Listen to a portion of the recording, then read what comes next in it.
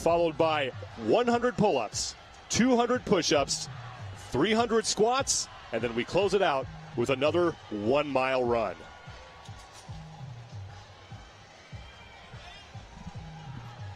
You know, in competition setting, it's so neat that these athletes get a chance to do a hero workout because it's very unique. It's an opportunity to focus on something different when the workout starts to get really hard, when it starts to hurt. And that's the thing, really, we've never had that. It's always been at the CrossFit Games, it's a workout. They're thinking about themselves. They're thinking about what's my strategy. But here, this is the first time they have an opportunity to look past themselves and think about Mike Murphy. And the other thing, look at what they're wearing. They're wearing actual body armor that, you know, that Michael Murphy, when he did this workout and he called it body armor, this is what they're going to be doing. So what a great thing to see.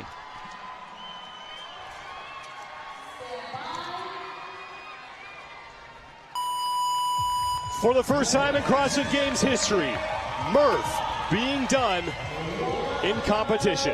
And we start with a 1 mile run. And with longer events like this, you're not going to win it here, but you can lose it. You absolutely can lose it. All these athletes, they've all done Murph. They've all done it broken up. They've all, you know, run miles and miles to get ready to come here. But they also know that they want to set the stage. They had that day off, you know, that Thursday break. So all these athletes are rested and ready to go. And, I mean, when you have Murph handed to you, it's really hard to go easy out of the gate. You know, you have to have that pace, but these guys want to get up in the front and get moving. The athletes train for the unknown and the unknowable. They've done this, though, so that takes a little bit of that pressure off for some of the people that are not on the top of the leaderboard that we may have expected. This is the day, really, the nerves are out. You're going to see who came here to really compete against the test of the CrossFit Games and who's here just to say, I'm going to have fun and check it out and see where I'm at. And especially this event, because they know how it feels. They know where it's going to hurt. The only difference is they're being told how to partition this workout.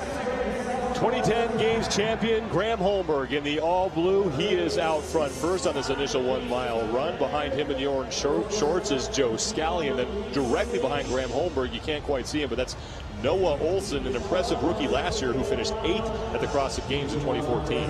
Well, something that I think is going to be real impressive are, let's look at your more veteran CrossFit competitors.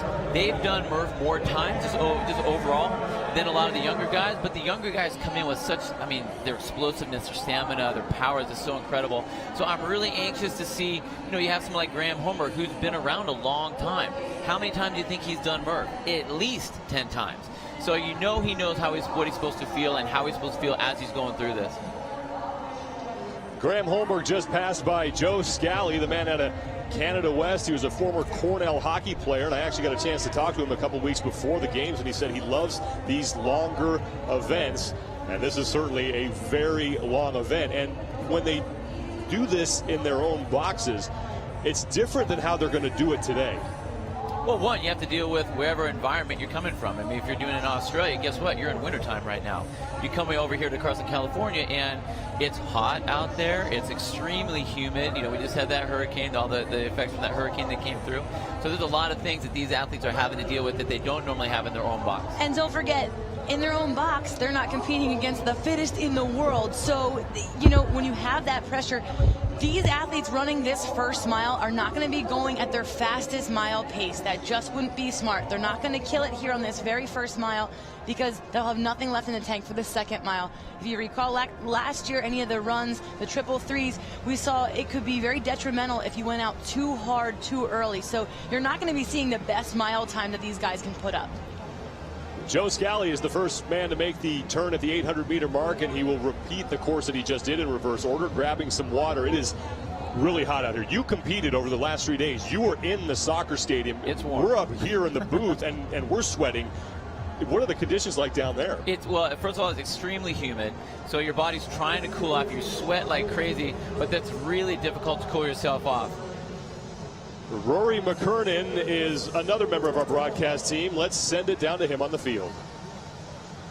So this vest has been produced by 511 is anything but the one that you would have in your box. There's bells and whistles galore that I'll get into here in a second. I had the opportunity, luckily, to sit with Tom Davin, who's the CEO of the company.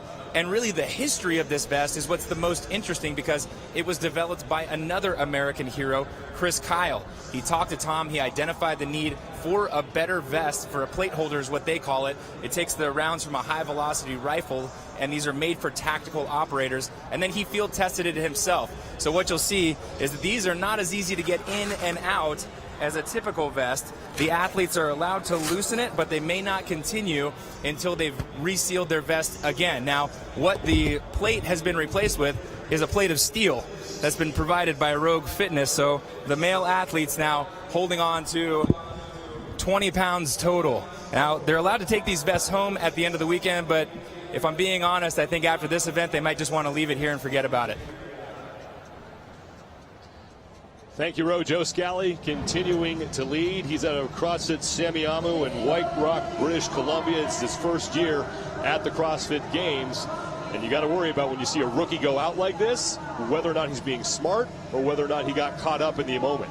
I'm going to say he's getting caught up in the moment. I mean, most of these guys, if I would be looking at about 7.5 minutes, 7.5 minutes or so for the whole mile. I mean, he's on fire right now, and you got a lot of stuff ahead of you. Even without a vest, an average 800-meter time would be about 3.5 minutes. He hit that 800-meter mark at 3:01, so he is blazing fast with the vest on. I'm going to call rookie mistake, too. Joe Scally underneath the StubHub Center here in Carson, California. He will make a right turn and then head back out onto the soccer field, where he will get to work on 100 pull-ups.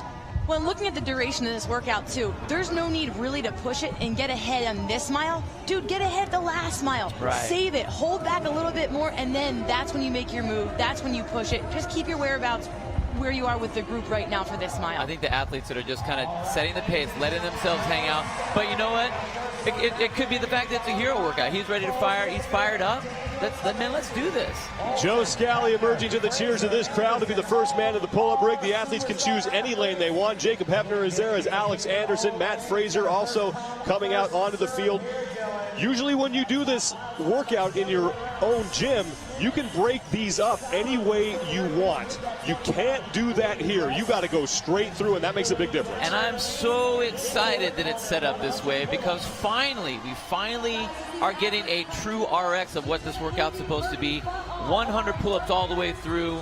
You know, you have to do all of the push-ups and then all of the air squats. This is the ugly way to do it, but this is the CrossFit Games. So what a true testament. What you're going to see is these athletes are going to perform 25 pull-ups, and then they're going to advance to the next pull-up bar, do the next 25, and so on until they do their 100 pull-ups. So there is a cool little mental break there. You know you get to move, you get to advance, which is good, but you're going to see really the strategy comes down to how many do I do within this 25 at this pull-up bar. And all of these athletes are amazing athletes, so they can bust out 50 pull-ups, without stopping at all anyway. Not a smart move here. I think you could even, most of these athletes, if they wanted to break down to less than 10, they would be fine. If they were doing sets of 5 to 10 with a short break, they're going to be moving, and that's a really smart strategy. When you have numbers like this, it's all about your rest time and just minimizing the rest time. Take those small breaks, but you have to just keep it short. Yep. Joe Scally was your leader coming out of the tunnel. He had a 5-minute, 53-second mile. Rory McKernan has more on him. You guys were talking about the strategy. Joe Scally clearly has thought this out very well. He's doing sets of 5, looking at his watch and waiting just about 5 seconds. For the first set, that worked out just fine. He looks to have slowed just a little bit, but he's thought it out, and we'll see how it plays out through the pull-ups. Thanks, Ro. Joe Scally, as we approach the 8-minute mark. Jacob Hebner is jawing with Alex Anderson. Dan Tominski's on the right side of your screen. I'm looking to see some big things from Jacob Hebner in this particular workout. This sits in his wheelhouse. You put any sort of a long grinder one, but basically a body weight movement type of a workout, and he's going to be unbelievable. Plus, he just has he's got that little click in the brain where he's smiling and laughing this whole time. That's a dangerous athlete to have next to you.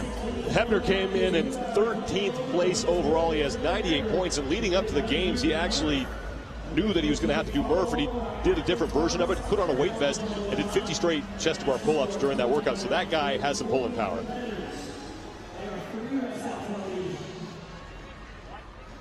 Many athletes have advanced to that second of 4 bars. They do 25 pull-ups on each one of those bars, and they will also partition their push-ups and their air squats. Jacob Hepner trying to get back to work on his now 4th set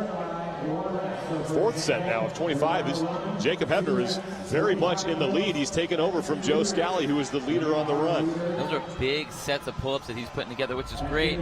But again, even the pull-up segment, 100 sounds a lot for a lot of people, but for these athletes, it's not that large of a number. So the time frame that these guys are going to be here is only going to be about 3 minutes or so.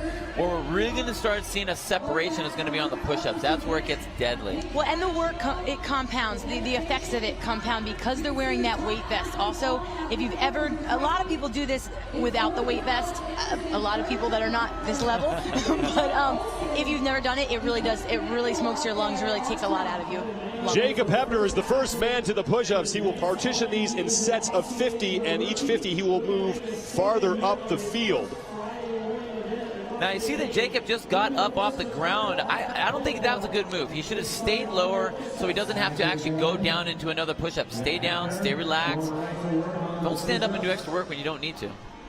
It's hot down there on the ground, but I agree, especially with that weight vest on, it's just a lot more energy that you need to expend. This is Hepner's 2nd year at the CrossFit Games. He was 18th in 2014. He's out of Iron Major CrossFit in Fort Leavenworth, Kansas. Jankowski wearing the white leader's jersey now on the push-ups. This young man was impressive last year as a rookie, sort of tailed off as the games went on. He has a lead here, and this is a much different Koski than we saw last year. Absolutely. Last year in the fitness, in the long endurance event with the triple threes, he was 42nd. So you wouldn't have expected him to do very well in this, but I actually saw him earlier training at CrossFit LA when he was down here getting used to it, and he did, with the weight vest, hand release push-ups and hit 37 minutes. So extremely strong time. I think this is going to be an excellent workout for him as well. 2nd year at the games, you always have that experience, that confidence under your belt. You know the things that you need to work on. You are exposed to your weaknesses, and just the smart athletes are going to work on that and come in a lot better prepared. 11 minutes into event number 3. It's Murph. It started with a 1-mile run, 100 pull-ups, 200 push-ups, and then 300 squats, followed by another mile. And Jankowski, the 20-year-old out of Pori, Finland, the man who came in with the overall lead, working away on his set of 100 push-ups. Every 50, the athletes will move farther up the field. Jacob Hepner in the blue shorts was your leader off the pull-up bar. Next to him in the orange shirt is Alex Anderson. And then on the right of your screen is Dan Tyminski. Jankowski starting to struggle a little bit, but resting on the ground, not standing up. Yeah, I'm surprised. You saw Jacob actually stayed on the ground with the rest of the field, which was a smart move. There's really no sense to do burpees in the middle of Murph. There's no need to add insult to injury. Hepner bringing the water bottle with him. He is on his 2nd set of 50. He is your leader. Jankowski has also finished up. He and Hepner fighting for the top spot in Murph. All 40 men on the field at the same time. Jankowski had an impressive performance in the regionals. He's the only man to win 4 events at a regional this year. Of course, he went on to win that, and he's coached by 2009 CrossFit Games champion Mikko Salo. And now Noah Olsen in the blue shorts and black top on the right of your screen is on his 2nd set of 50. Dan Tyminski, who just went out of your view, he's on his 2nd 50 as well. Noah Olsen, there was a lot of buzz about him, a lot of hype, and so he really does need a really good showing today to get himself back up there if he wants a chance at the podium. Dan Tyminski is a man with military experience. It's his 4th appearance at the CrossFit Games. He failed to qualify last year, but his best finish 2012 when he was 14th. Cole Sager in the middle of your screen. He's out of the Northwest, played football at the University of Washington, walked on there. Now, with Cole being a larger athlete, that number of reps that he's trying to get together is going to be a lot smaller, so you see him doing sets of 2, but he has to be smart. Keep that rest short. The last thing on push-ups you want is you want those triceps to just burn out, because once they go, you have no choice but to just sit there. And that is the biggest problem with any sort of bodyweight gymnastics movement, is once they go, they go. Gone. They're gone. But for the larger athletes, they need to be smart about it. Cole needs to be okay with the fact that he's only doing 2, which he seems to be all right. Sit back, rest, do your thing. Then when you're able to get to, the air squats or somewhere you're going to be more powerful, that's where you're going to make up your distance. Is very, very short.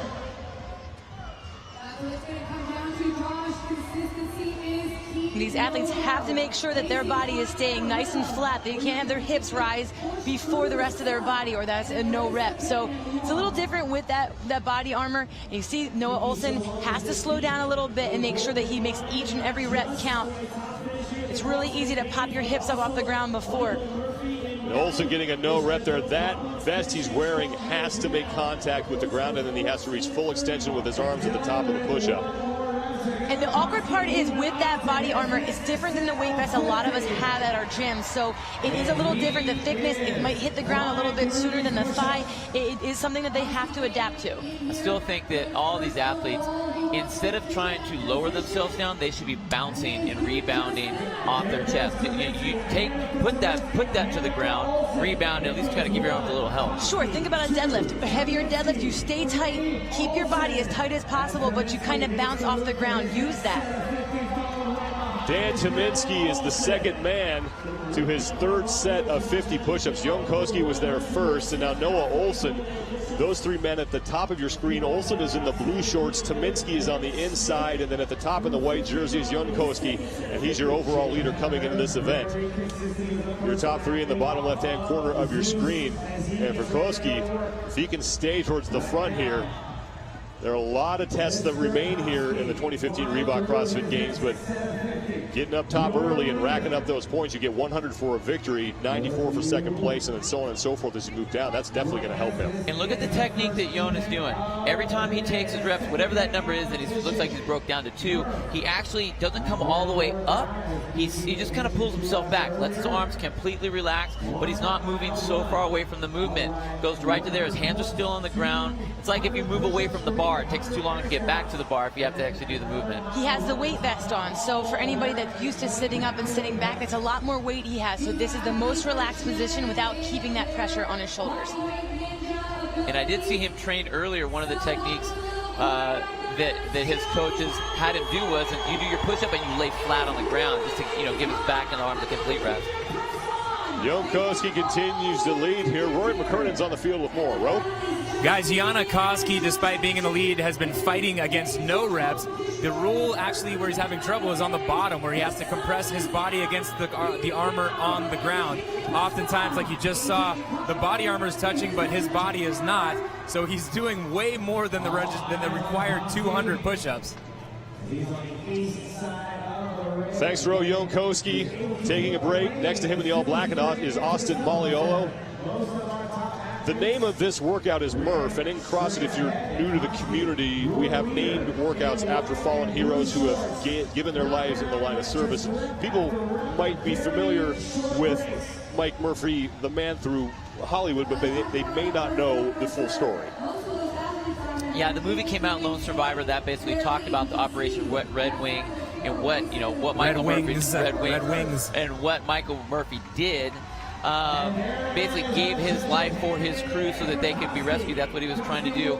But the fact that we all get to experience a workout that he did on a regular basis, this was something that he loved to do when he was out when they were on their bases. This is the workout that he did. We all get to experience that now. And, I mean, just what an honor it is for these athletes to be able to put it to the test, for all of us to see.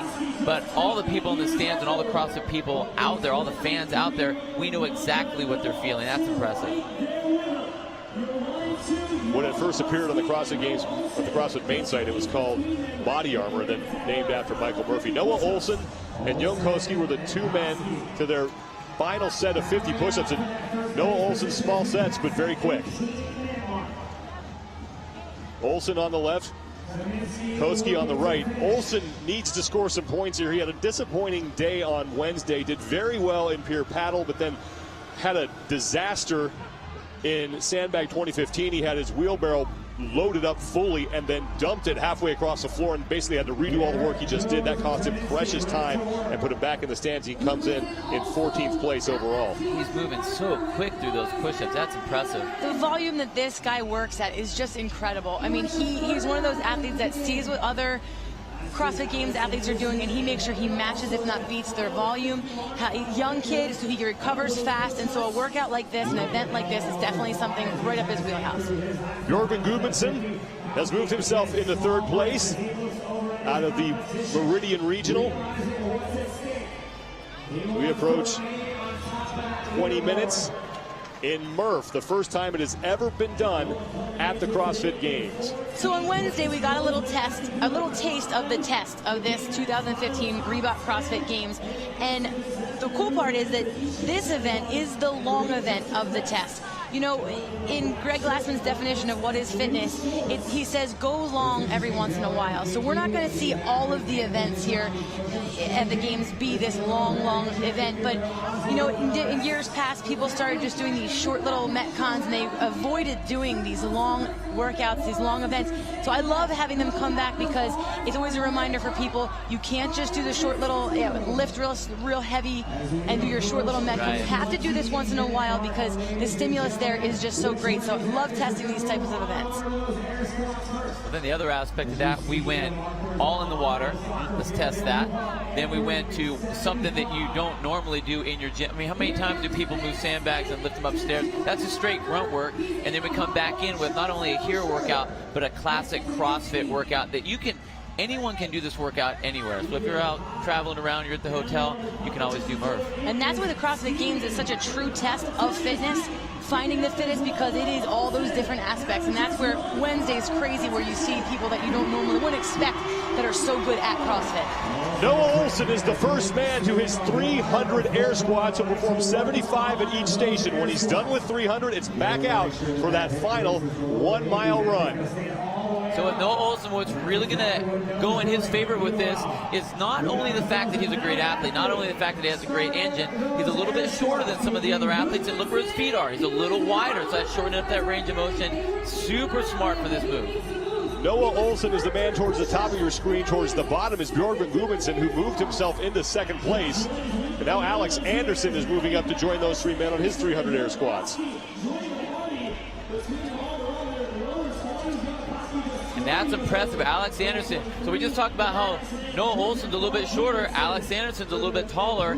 Very powerful, extremely strong. And again, we knew the push-ups were going to be basically the separator for the group, which it's been.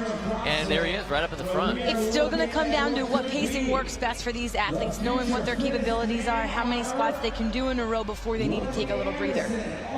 Noah Olson on the right of your screen receiving a no rep from his judge. He didn't hit full depth. The crease of your hip has to be below your knee for that rep to count. And he gets another one. On the left is Alex Anderson, the CrossFit Games rookie, who finished 3rd in the Central. Meanwhile, the overall leader, Jon Koski, has joined the leaders on his first set of 75. And next to him in the all black is Austin Maliolo.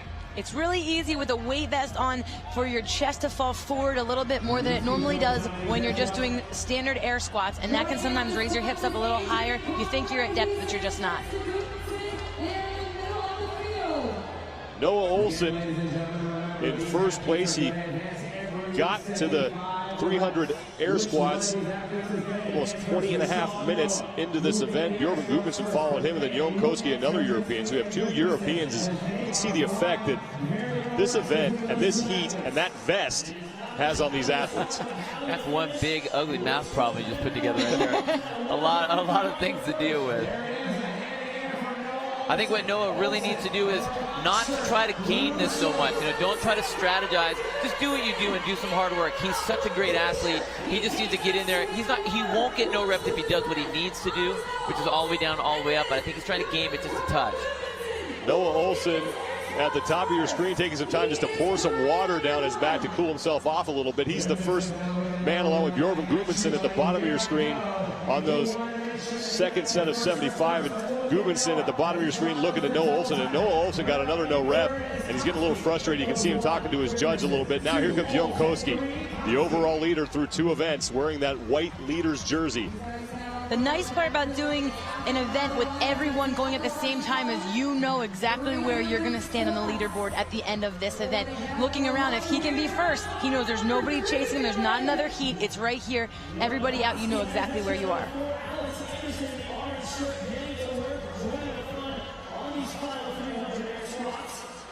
Noah Olsen so far has had a very good pace. Behind him, over his right shoulder, is Dan Tominski, and next to Tominski is Jacob Hefner, who did very well on the pull-ups. Bjorgman Gudmundsson, second in the Meridian Regional. He did gymnastics for 9 years and soccer for 14. His brother actually signed him up for the Open in 2012, and here he is at the CrossFit Games. And he's moving so well also. It's not super fast, but he's making every rep count, and he just looks comfortable. Very relaxed. That's what you need. You need to have this in these long events.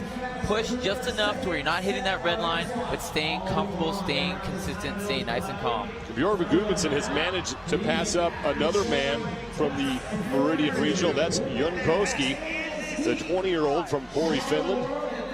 Man who was coached by 2009 CrossFit Games champion Mikko Salo.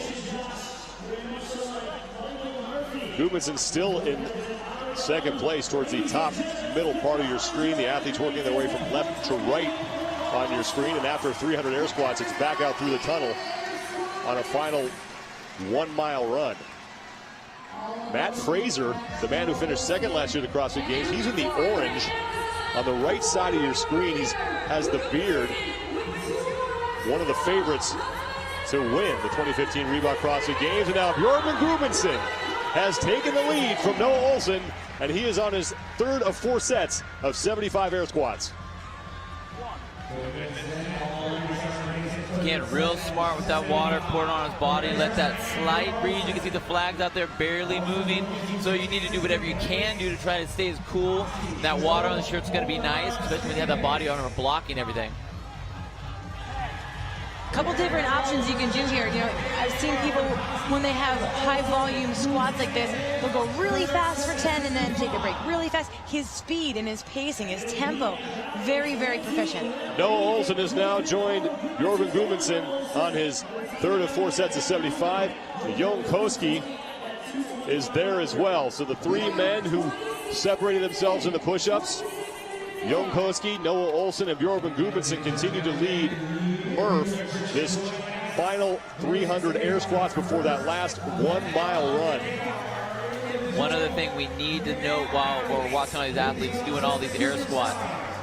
The last time we saw an event like this was the beach workout way back when, 2010.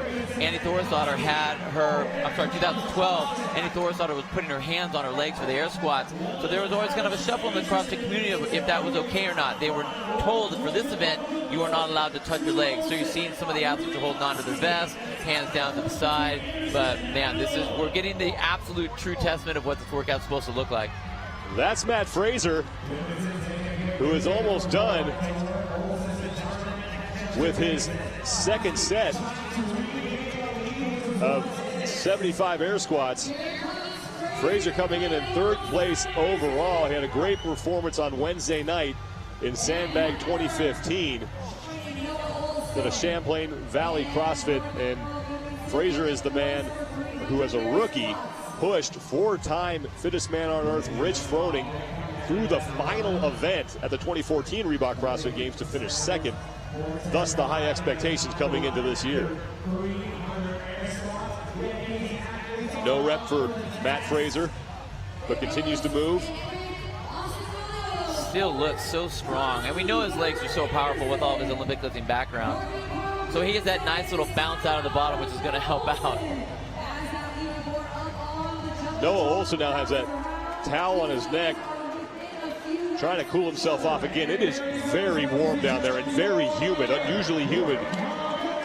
But if anybody can handle it, it would be Noah Olsen. He's out of Miami Peak 360, so he's used to this. Very much used to this, but Bjorgman Gudmundsson, who continues to lead here on his final set of 75 air squats to complete 300 total. Let's send it down to Rory McKernan. Guys, I'm down here on the field watching these athletes go. Bjorgman did not get to the pull-ups first. He didn't finish those first. He made a slow comeback from behind Noah Olsen. took the lead, and now he looks unstoppable. When they got to the 225 reps, he was just up and down like a piston. He's taking very few reps, whereas Noah Olsen is just doing what he can. He'll go fast, stop, shake his legs out, go slow. But Gudmundsson has taken only 2 breaks so far in his final set. Thanks, Ro Jonkoski. Another European has joined Björn Gudmundsson on his final set of 75 air squats. Koski in second, Gudmundsson in first.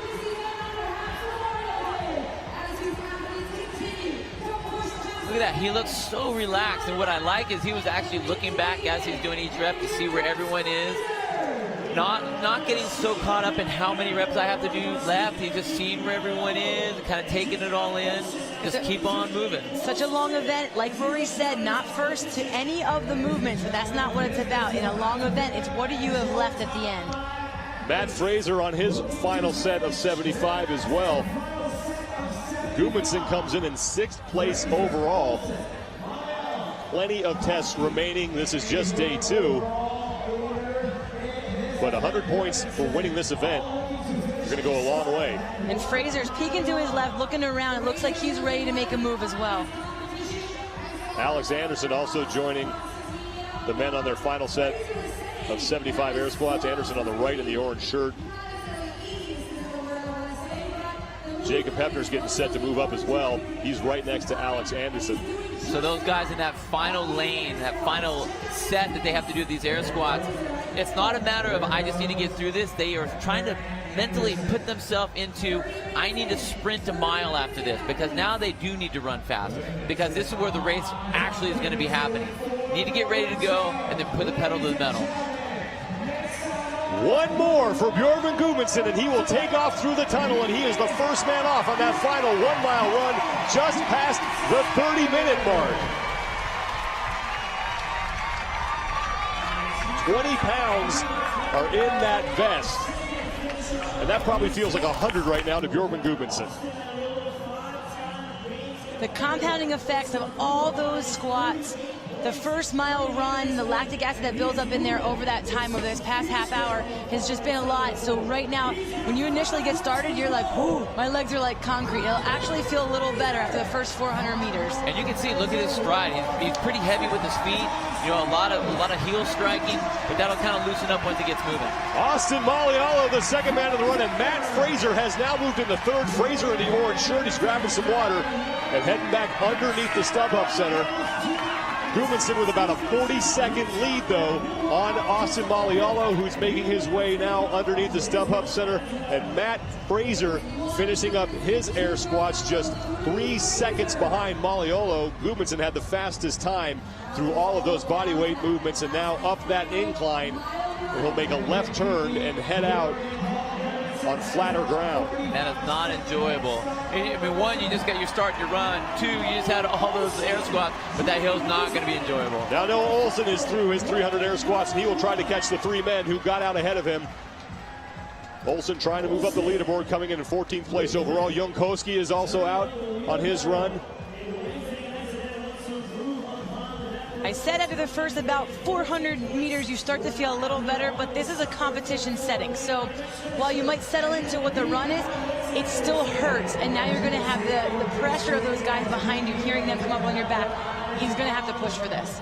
Koski's on your left, Malialo in the black, and Matt Fraser in the orange on your right. And now Jonkoski emerging from the tunnel, and behind him is Noah Olsen, and Olsen has a very good pace here. Look at just the way he looks is so different than all the other athletes. His legs look okay. That gait, that stride really looks like Noah's normal run. And he must have had at least 20 no reps through all those air squats. So the fact that he's able to do that much more work and still have that much of a kick right now, that's pretty impressive. So he's going to be deadly on this mile. Björn Gudmundsson, though, still a sizable lead over the men behind him. Gudmundsson, who just left your screen, and back to the men chasing him. Austin Malialo was second to this final 1 mile run. Behind him, Matt Fraser. I love the fact that Austin is up toward the front. That's exactly what we were talking about earlier. Your veteran CrossFitters. I mean, a very well-known CrossFit coach. He programs for, Reebok CrossFit One and all of his members there. And you know that they do this on a regular basis. So it's cool to see him out in the front, knowing this pace and knowing what he needs to do. Gudmundsson on the left, he's your leader. Austin Malleolo taking a look behind him. He'll see Matt Fraser chasing him for second. Again, to win the CrossFit Games, it's about consistency. Noah Olson creeping up as well. Matt Fraser doesn't need to win this event, but he's had 2 solid results so far. He finished 12th in pure paddle, then 2nd Wednesday night. Finishes the top 5 here. Look out. But the one thing for Fraser is that he's not known for his lung capacity. That is not his wheelhouse. So if we're going to see it, creep up a little bit, these other guys that is in their wheelhouse, he's going to be struggling. He's going to have to make a push to keep himself up there. Austin Malleolo in the middle of your screen. Behind him is Matt Fraser. So Malleolo putting a little bit of different distance between himself and Fraser. Noah Olson's at the very tip top of your screen trying to track down those other 2 men. Bjorgman Gudmundsson continues to lead. 6th place overall after 2 events. It's surprising to see him in the top 10. Yeah, I mean, I wasn't really expecting this, but I really think that he was pushing a little hard on the air squats. His run is not very solid. I mean, it looks very lumberish with his legs. Doesn't look very comfortable. Well, for how relaxed he looked on the air squats and he was going at that pace, I really thought that, he would come out and even look a little more like Noah Olson. Noah looked a little more reckless on the squats, but came out with his run. So it doesn't have to be pretty, though, Bill. No. Jason Khalifa doesn't make it look pretty, but that he's incredibly fast. See, to me, that looks perfect. That looks like me fresh, so I don't know what's wrong with that. Gudmundsson working his way back. He just passed Fraser and Malleolo and Noah Olson. Gudmundsson has never won an event at the CrossFit Games. He's only been here 1 year. That was last year when he finished 26th overall. Psychologically, when you hit that 800 meter and you start to pass other guys, boy, that feels good. So right now for him, he knows he's over halfway. He just has to keep pushing, get himself back there. So he'll have what it takes, I believe. But, a surprise for him. But getting that 1st place win, it's only going to help bump him up the leaderboard coming into today in 6th place. Malleolo making the turn for home, as is Matt Fraser. Noah Olson in the blue shorts at the upper left part of your screen, just left your picture. He'll make the turn as well. Now Fraser turning it on a little bit. Matt Fraser said last year before the games he didn't run at all. 0, no running. He's worked on that, and remember in the regionals he won event 3. That was that grueling long event. Fraser has worked on that, and now he's threatening to take over 2nd place from Austin Malleolo. Looked like he was trying to compose himself for that first 800, knowing where the kick was going to need to come in. Really no sense of wasting the energy, and look at that. His run looks a lot better. Looks like he's controlling his vest. That's impressive. He lost a lot of weight, too, so he is able to carry his body a little differently than he did last year as well. The crowd erupting as Matt Fraser made the pass and now sits in 2nd place behind Bjorgman Gudmundsson, who is comfortably out in 1st. Noah Olson still in 4th, and Olson needs a solid result here. He came in 14th place overall after the first 2 events on Wednesday. Gudmundsson has to be happy with that. He looked behind him and didn't see a single athlete. Final leg, Cole Sager, the man with no shirt and that vest on, who just left your screen, also out on his run. Lucas Hochberg in the orange just left the screen. He's out on his final 1 mile run. And now Bjorgman Gudmundsson down the hill. And this has to be the most enjoyable part of the run for Bjorgman Gudmundsson on that decline. 100%. 1, you can slow down just a touch because you know those guys are way back there. 2, you have a little downhill. And 3, you know that it's almost over. Well, and plus literally light at the end of the tunnel. It is light at the end of the tunnel. It's a home stretch, and you know the crowd is waiting for you back at the stadium. It was a lonely run there for him, and he's going to come back to the warm welcome of the crowd. Scott Panchik in the orange, who was running up the hill as Gudmundsson was running down, starting his run. Panchik, another man who came in with high expectations. And here comes Bjorgman Gudmundsson, looking to lock up 100 points with an event win in Murph, the first time it's ever been done at the CrossFit Games. Bjorgman Gudmundsson, hearing it from the crowd as they anticipate his emergence from the tunnel at the StubHub Center, rising to their feet to salute the man who's going to win this event, Bjorgman Gudmundsson. from Iceland. Hearing it from this crowd at the SubHub Center, and Gudmundsson will take event number 3, Murph, his final mile time just around 8 minutes. So impressive, so impressive. Slow, I mean, you say slow and consistent wins the race. He was, I don't want to say it was slow, because obviously he won the race, but it was so smooth and controlled. Tempo. He just had it all the way through those early parts that he could just have it. It didn't have to look like the best, most easiest run from it there at the end, but he had enough in the tank. This looks so relaxed, impressive. So that was a great run. Gudmundsson takes a bow as Matt Fraser, now the second man out of the tunnel. Matt Fraser will finish second for the second straight event. Noah Olsen in third as he had passed Austin Malialo. Olsen in the blue shorts behind Fraser. Great result for Noah Olsen. He absolutely needed that after his disappointing finish in Sandbag 2015. Matt Fraser is in. He will finish second, and Noah Olsen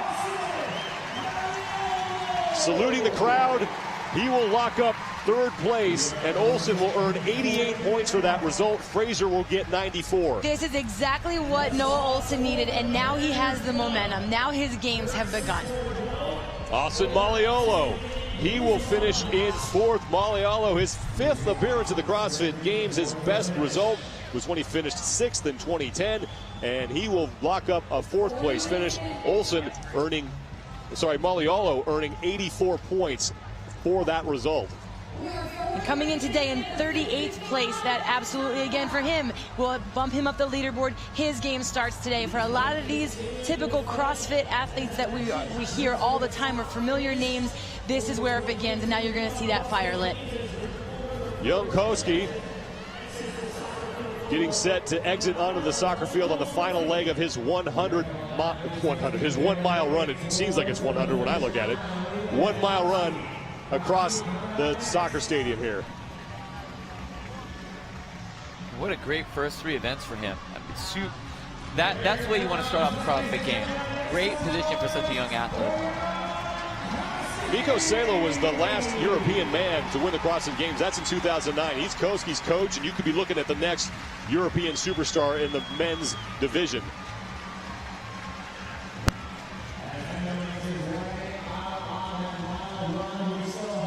Jankowski, who led for much of this event, but fell behind on the squats. Closing out, Koski will finish in 5th. That will add 80 points to his score. He came in with the overall lead. Jacob Hepner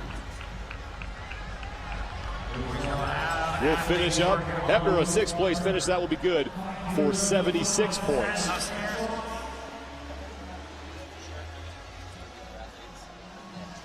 Alex Anderson getting passed by Adrian Conway. Conway has been to the games before as a member of a team. He was on Youth CrossFit Hacks Pack, the team that won back-to-back affiliate cups in 2012 and 2013. His first year as an individual. Little mistake there for Anderson walking. Thought he didn't know anybody was behind him there. So every place matters. You're going to see if Anderson's going to make a sprint here.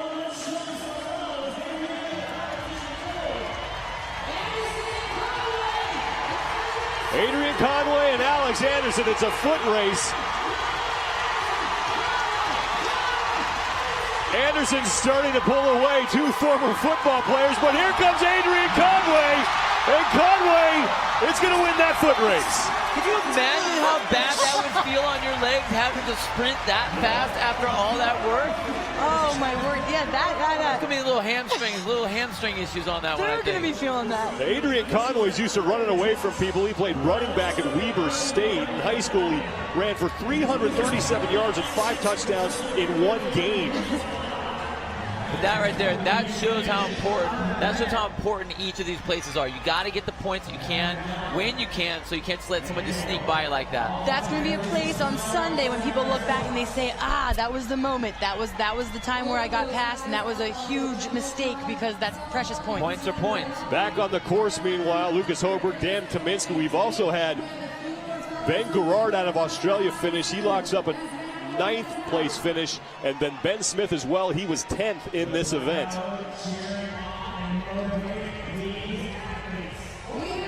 Lucas Hoberg coming out of the tunnel. Behind him, Dan Kaminsky.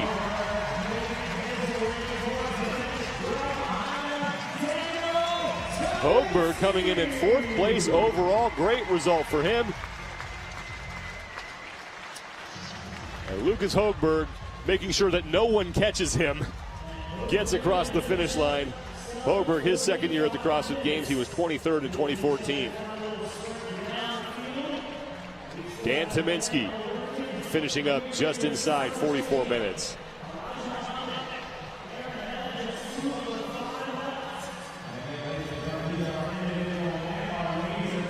These guys cannot wait to get that vest off of them. Hepner's already shed it.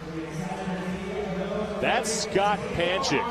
Panchik is digging himself a hole after day 1. Panchik sat in 31st place. He finished 20th in event 1, 33rd in event 2. And that means he's going to have to do it not just well, but really, really well all the rest of the workout. He's going to have to start winning some events. Yeah. Very surprising seeing it last year. There was so much talk about, you know, the pressure he was putting on Rich, and seeing him at the Central East Regional last year, just seconds behind, at 1 second. So many events where he was 1 second behind Rich. It doesn't seem like the Panchik that we're used to seeing. Scott Panchik on the right, getting ready to come out of the tunnel. Cole Sager is on the left. No need for him to hurry. There's nobody pushing him for the next position. Cole Sager will finish up. He's also a sophomore at the CrossFit Games. Finished 17th in his rookie campaign last year. Here comes Scott Panchik. And with that point system, the way it's set up, I mean, it pays to be a winner. You get more points for being in the higher places. You just can't allow yourself to be on the bottom half of the field. That's just going to be just detrimental to his chances. Sager finished 13th. He'll earn 54 points. Panchik will get across the finish line, and that'll be 52 for a 14th place finish. So a decent result for Scott Panchik. It's not going to catapult him up the leaderboard, but it will help. Here comes Dan Bailey, the man who won the California Regional. Meanwhile, Tyson Takasaki's on the field as Bailey makes the final turn back out onto the grass. Tyson Takasaki's going to finish in 15th. That'll be good for 50 points. John Para. He's a full-time officer with the Los Angeles Sheriff's Department. Better watch out behind him because he has a lead on Bailey, but Dan Bailey's a sprinter. John Para will not be caught, though. Good result for John Para. And he needed that as well. He was kind of sitting towards the bottom of the pack going into this event. That was a good one, a good grinder for him. So real impressive, especially being one of the larger athletes. That's a great positioning. Dan Bailey is done. Bailey a crowd favorite here. Nathan Bramblett, the CrossFit Games rookie. Looking at body types, Bill, and saying how he's one of the bigger athletes. The advantage, though, was that this is a workout most of them have done. Yeah. Bramblett better watch out because Chad McKay, the big man out of Australia, who came in with the same amount of points as Jonkoski, is about ready to pass him, and Bramblett realizes it, and Chad McKay gets across before Nate Bramblett. Chad McKay is one of the bigger guys in this field. He's 225 pounds. This event already didn't favor him. Now you make him 245. An impressive result for Chad McKay. A nice finish. That's a powerful sprint.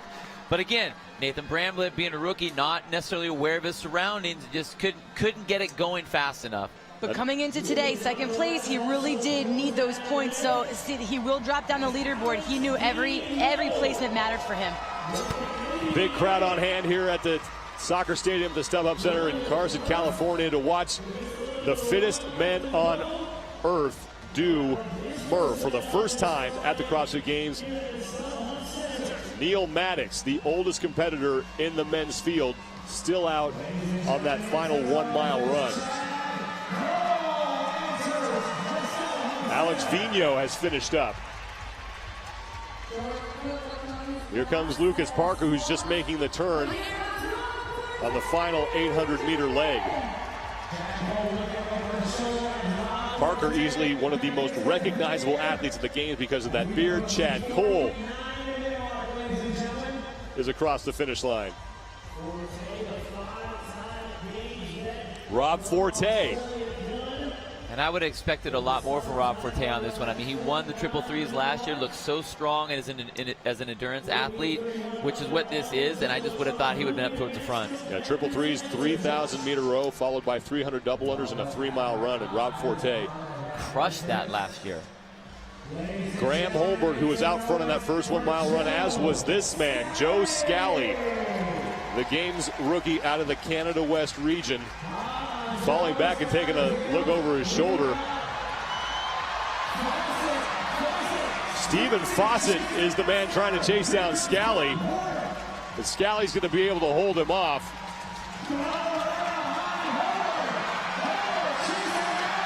Graham Holberg is trying to chase down Con Porter as Fawcett gets himself across the finish line. Porter on the left, Holberg on the right. Holberg has passed Porter. Porter, the man who won the opening event, finished second in the opening event to Jankowski. The two of them are now done as the 2010 Games champion, the only former champion in the men's field here. Holberg came into this event sitting in 8th place, so probably going to drop him a little bit down the leaderboard, but he still always knows, a very intelligent athlete, veteran, knows about getting those points. Still had it in him to make that push at the end. Spencer Hendel, another big athlete, 215, now 235 with that vest on him. He's across the finish line. That's Nick Urankar right behind him. Urankar finishing up as well. Well, and that's where we can kind of compare it to the triple threes. That was our long event last year, but they weren't wearing a vest. They weren't wearing body armor, so that really does make a difference when you're seeing some of these guys that you wouldn't normally expect to do so well or do so poorly. Let's send it down to Roy McKernan, who's been on the field for this entire event. Ro? Guys, I'm down here looking at one very lonely squatter left alone completing his work. It looks like to be Jordan Cook. Elijah Muhammad was the last one out the door. He left with about 10 minutes left. Here's how it works if athletes don't finish the event. There's 3 checkpoints. One is finishing the squats, the second is the halfway turnaround at the run, and the third is finishing the tunnel portion of the run. So athletes who do not finish the actual workout will not be forced to do the last run, but they'll be ranked according to where they finish there.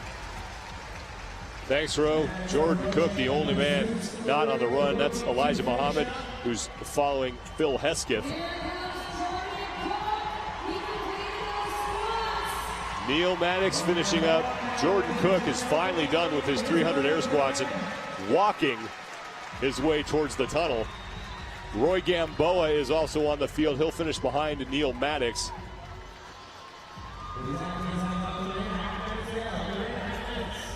Gamboa in his second year at the CrossFit Games. He debuted in 2013. He finished 22nd. Finished first in the South Regional. Top 5 unofficially for Murph, Jorgman Gudmundsson, his first career event win at the CrossFit Games, and he's followed by a pair of Americans, Matthew Frazier and Noah Olson, rounding out the top 3. Then another American, Austin Moliolo, and then the Finnish sensation, Jankowski, the youngster who came in with the overall lead in 5th.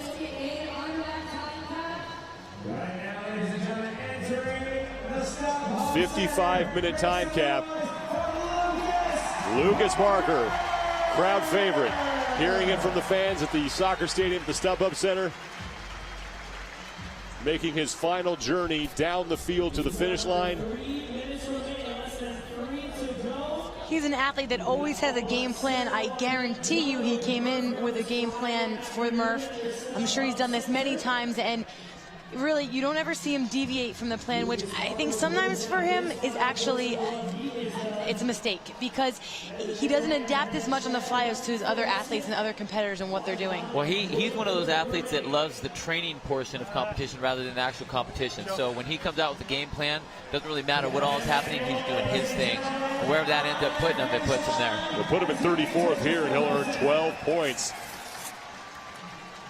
Phil Hesketh behind him. Easy Elijah Muhammad. They have 2 minutes to finish this thing up. And Elijah Muhammad, known for just lifting heavy weights all the time, big 1-rep maxes. Man, did he get a shot this CrossFit game so far, doing the long row and then this long event. Phil Hesketh is the only man from Africa, Latin America, or Asia competing at the games this year. He played semi-pro rugby. Sees a lot of fans supporting him. Bounced around a little bit from different regionals, and then when we combined the regions this year, he was placed into the Africa region, competed in the Meridian Regional, and finished 5th there to earn his way to the CrossFit Games. We haven't mentioned it yet, but this is the first time we're seeing those regions come together. And so we really are, every year we've tested the fittest, and no doubt the fittest has been crowned champ. But this year is the first we're seeing those regions come together. And there's a lot of names here that we've seen in the past that are not new names, but there's a lot of people here that are not here that we were used to seeing. The competition just every year is just incrementally better. Muhammad in front of Hesketh as they make their way underneath the StubHub Center, but there's only 40 seconds to go. Meanwhile, Aaron Hanna has emerged from the tunnel. He's trying to get inside that 55-minute time cap. Hanna at about halfway point, so he can safely get himself in.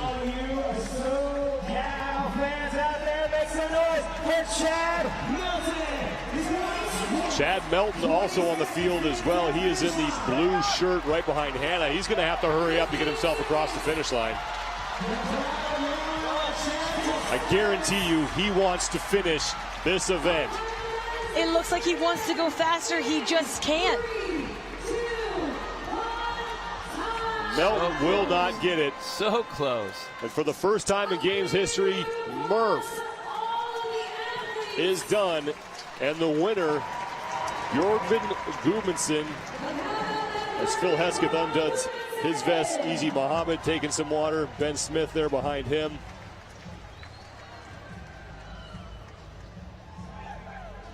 Melton could not quite get himself across the finish line, signing his scorecard. Top 10 unofficial results. Again, the winner, Bjorgvin Gudmundsson, followed by Matt Fraser and Noah Olson, who needed that result. Austin Malialo, and the overall leader coming into this event, Jon Koski, rounding out the top 5. And when you see the top athletes in the world looking like that, you know this was a grueling event. Great finish here between Chad McKay, who chased down Nathan Bramblett. Chad McKay, that's impressive for a man who weighs 225 without that vest. And then in third place, Noah Olson really kind of struggled in the beginning, but he's just his endurance and his tenacity when he's competing always puts him up into those great places and great finishes. Second place, Matt Fraser. Matt Fraser, this guy, talk about a guy who doesn't have an engine. Wow, he's proving everybody wrong.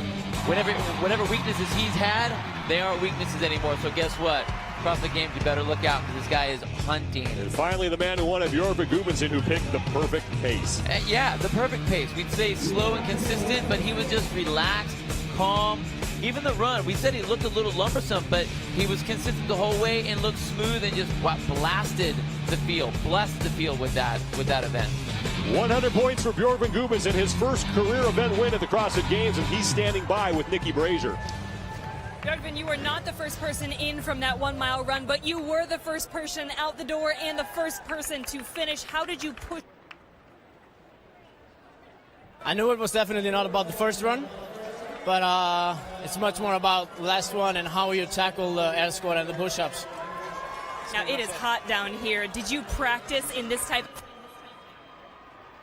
Well, like 3 weeks ago we started out in Mallorca. Then we came over to the US and I've been here for like 2 weeks, so I'm getting used to it. Well, congratulations. You definitely acclimated well for this event. Your first CrossFit Games win. Great job. Thank you so much. Björkman Gudmundsson emerging victorious in Murph. The men get through it. The women are up next. We'll be back at the Step Up Center for more from the 2015 Reebok CrossFit Games.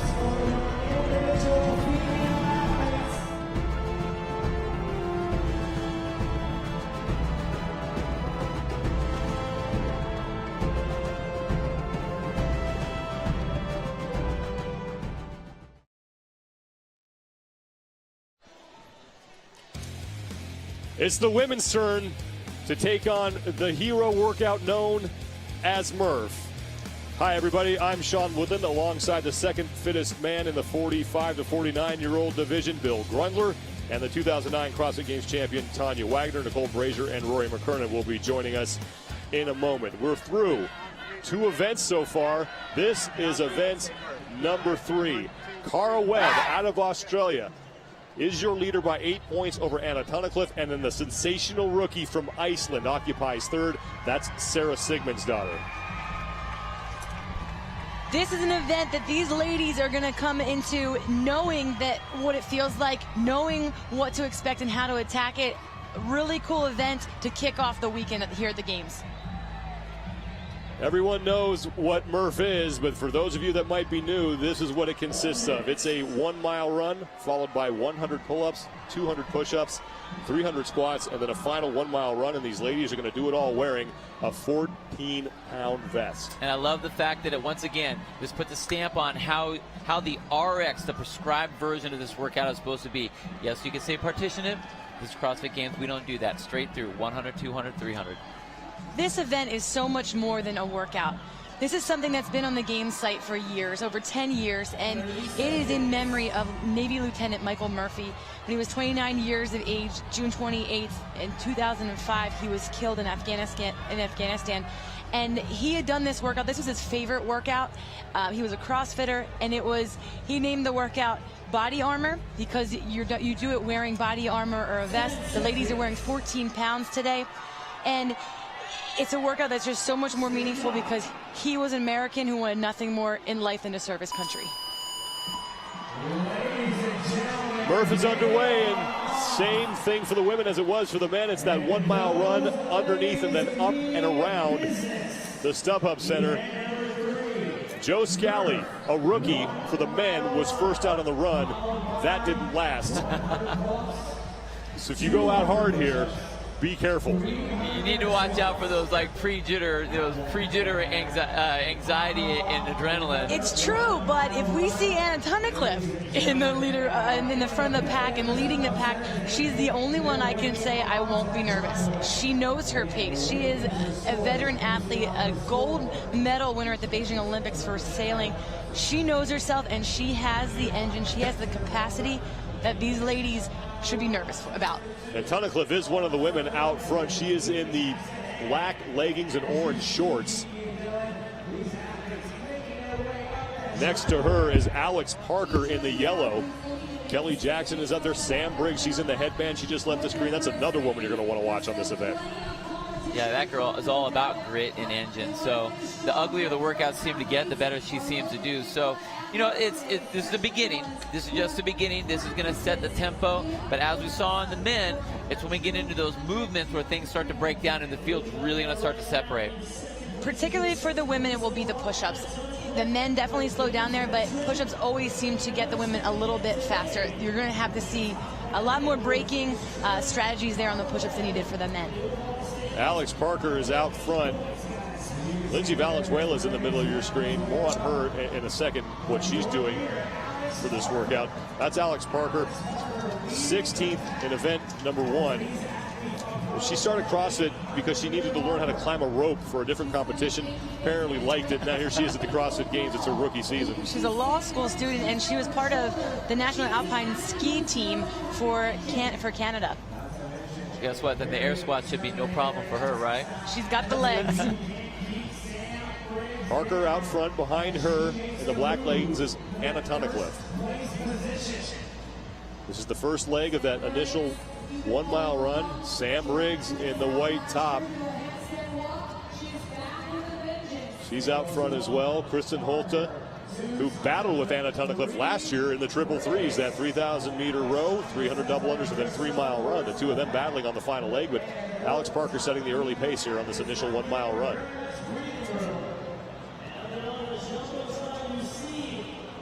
Parker comes into this event sitting in 20th place after day 1. Camille LeBlanc-Bazinet, the defending champion, looking at her watch in the yellow shirt and the white and black hat, middle of your screen, staying with the pack. Alex Parker will be the first woman to make the turn. She's followed by Anna Tunnicliffe. Look at the tempo, look at the pacing that they have. That's a 6-minute mile pace right out of the gate. That could be dangerous. That's a lot. That's really fast. Especially when you see who's just behind her. I think that's another rookie mistake here, similar to the guys, because Anna Tunnicliffe, Sam Briggs, they always set the pace that nobody can touch. The rookies out front, that's Alex Parker in the yellow behind her. In the black leggings, orange shorts, Anna Tunnicliffe, a veteran behind Tunnicliffe, another veteran and a former champion, the 2013 Fittest Woman on Earth, Samantha Briggs. Tunnicliffe's coming into today in 2nd place. Sam Briggs is coming into today in 5th place. Very important win for these girls. They're important for them in this event to stay atop the leaderboard. They really do need to place high, and I think the field knows that they definitely can do it. Hit the 4-minute mark. Alex Parker continues to lead. Anna Tunnicliffe, she is in 2nd. Tunnicliffe came in 2nd place overall, just 8 points behind Cara Webb. Tunnicliffe won the final event on Wednesday, Sandbag 2015. She can do the grunt work. Like we said, she's not always the most technical athlete, so I expect to see when we have some more events with skills and you need a little bit more of the technical aspect, she won't do as well there, so she knows an event like this, an event like Wednesday night, these are hers, she needs to take them. Parker in first, behind her is Anna Tunnicliffe. Kristen Holte and Sam Briggs behind them. Kelly Jackson is behind those two women. Sam Briggs, back in the back of your screen in the headband, she was missed last year, was missed out because of not being able to complete the handstand walks. So she is back with a vengeance. Just a woman that always, she's unstoppable, and she was missed at last year's games. We really did, and the pressure here for her now is just to show that she last year just lit a fire under her and just said, I'm ready.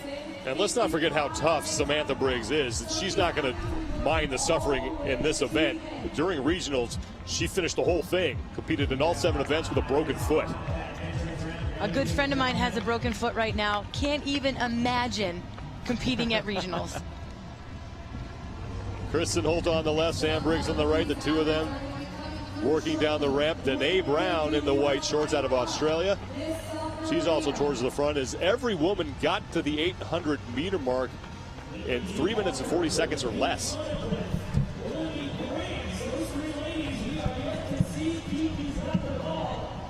Anna Tunnicliffe starting to put on her hand guards as she's now going to get ready for 100 straight pull-ups.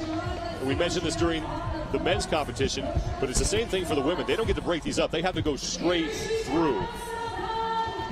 For the ladies, that will cause, they're fantastic. They can handle high volume, but particularly for the ladies, they really need to be smart with how they're pacing out their chunks of 25. They all can do more pull-ups, but upper body, there's a lot of upper body work here for these ladies with the 100 pull-ups and 200 push-ups, so they really will be smart. You're going to see some different strategies for breaking them up. Alex Parker first to the pull-up bar. She's followed closely by Anna Tunnicliffe, Sam Briggs, and Kristen Holte. Kelly Jackson and Danae Brown are also on the field. And Parker getting right to work. That's pretty impressive. Going straight from that run, a little bit of a chalk and right to the bar. No waiting at all. That's an impressive. Even though she's rookie, that's pretty impressive. Listen, but is she going to be able to hold on to that? That's the question. We're only 7 minutes into this. If you take a look at the structure in the middle of the field, it was built by Rogue Fitness. They're calling it Zeus. It's the biggest rig they've ever put on the field here at the soccer stadium, and Rory McKernan has more.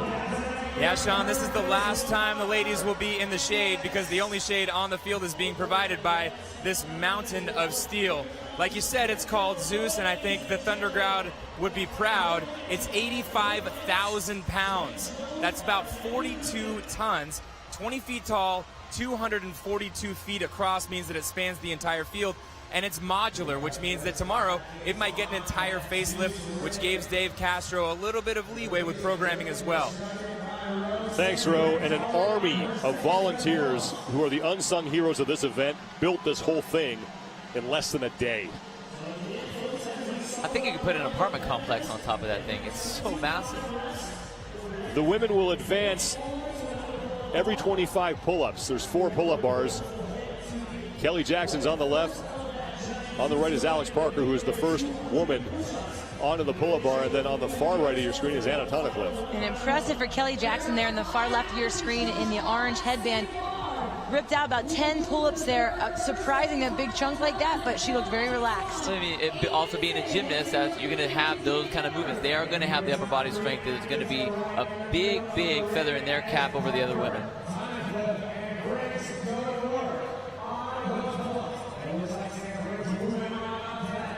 Good look at Zeus, the rig that's being used by all the competitors here at the 2015 Reebok CrossFit Games. Samantha Briggs, the 2013 champion. And you want to talk about a woman with pulling power, it's Samantha Briggs. Anna Tunnicliffe is on the left, Sam Briggs is on the right. Those two women are now starting to separate themselves here on the pull-ups.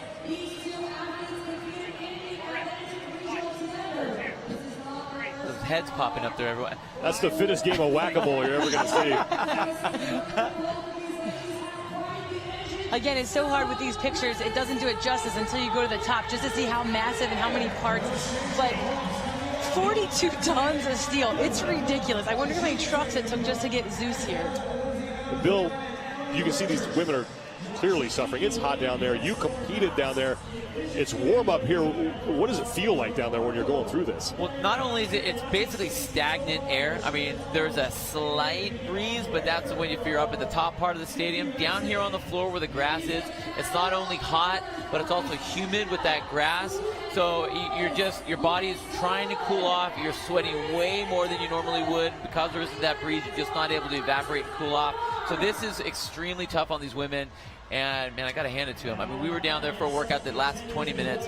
We're saying this one's lasted 55 for a time cap of 55. That's brutal. Anna Tunnicliffe is the woman in the lead on this first set of 100 pull-ups. After this, it's on to 200 push-ups, 300 air squats, and then a final 1 mile run. And Tunnicliffe getting a no rep. She's got to get her chin over that bar. And just looking at the work to be done here, Briggs, in my opinion, is going to be the one that has the advantage. She has been CrossFitting years longer than Tunnicliffe, so when it comes to these movements, especially the pull-ups, she's going to have the advantage over Tunnicliffe, even though they came in at the same time off that run. Annie Thorstadter now on her final set of 25 pull-ups. Thorstadter, the only woman to win 2 CrossFit Games championships, and she did it in back-to-back years, 2011 and 2012. She's coming in today in 6th place. Did not have to compete against Sam Briggs last year, and that was, again, another missing piece. We all love the history of the Sam and Annie back and forth that we saw, but a little different Annie than we're used to seeing. She's matured Annie. She's a little different. Doesn't have as much of that recklessness that we used to see, but she still has the fire. She still has to be. You have to look out for her. She just seems more composed. And you've seen her evolution firsthand. You saw her in 2009 when you competed against her in her first CrossFit Games. Much different. I mean, she still was a threat and scary to do wall balls next to. She has the power and she can go for days. But now she has this strategy, just a lot more, just really intelligent, and just really uses her experience. Sam Briggs and Anna Tunnicliffe, the first 2 women onto their 200 push-ups. They'll break them up into sets of 50. They'll advance every 50. Briggs doesn't look like she's having too much trouble here. This girl popped off the ground with her first push-up there. She's very powerful. She will break these up, but really strong athlete here on the push-ups. Annie Thorstadter sitting in 3rd place. This is the first time in CrossFit Games history on the women's side that we've had 3 former champions in the field. Thorstadter is one, Briggs is the other, and Camille Blanc-Bazinet. Briggs, Tunnicliffe, and Thorstadter all getting through their pull-ups in about 11.5 minutes, the slowest, 11:25 for Thorstadter. If you look at Sam Briggs, which is on the right-hand side of your screen, the forefront, very wide grip. She's got really long arms. Same thing with Annie on the left side of your screen, wide grip. But look what Anna Tunnicliffe is doing. Very close. Elbows are very close. A lot longer distance that she's having to travel. Also, she's not able to use as much of her arm. That's only tricep when you go close. Go a little bit wider. You can bring your shoulders in there. And let's look one more thing at what Annie's doing. She's switching up her hand position. This is something that one of her coaches, Yami, told her to do, is to that way you bring in a little bit different muscle fibers with every different setup. So hands are wide, hands are turned in, hands are adjusted up forward or backwards. Super smart. Camille LeBlanc-Bazinet is also onto her push-ups. She is in the hat on the right of your screen. She just left your view. More women now starting that set of 200 push-ups. And you can see the ways that some of these athletes are bouncing off the ground. It's going to be smart to use that momentum off the ground as long as you can maintain that body position and stay tight. Right there you can see nice and strong, a few reps instead of the slow and controlled, a lot less time under tension. Very, very wise. Sam Briggs has 5 to go before she's done with her first 50. She's going to hear from this crowd as she will move to the station for her second set of 50.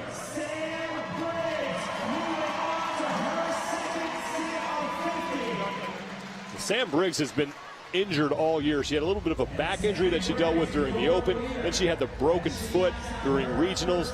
But I've said it before, an injured Sam Briggs, the banged up Sam Briggs, is still Sam Briggs. Yeah, you don't ever know. I mean, that's the whole thing. You really don't know. All these guys come in banged up, but it doesn't matter the degree that Sam Briggs comes in banged up, she'll still keep herself at the top. She never, ever lets anything get in her way. She constantly is moving forward, constantly driving through any pain, constantly driving through any obstacle. And I think that's what makes her such a, well, one, she was a champ, but two, she's just a threat because of that to all the other athletes. And don't forget, she's 33 years old. She's not in her 20s like some of these young girls that can recover so fast. I mean, she is in the older bracket, and she still is able to compete at this level.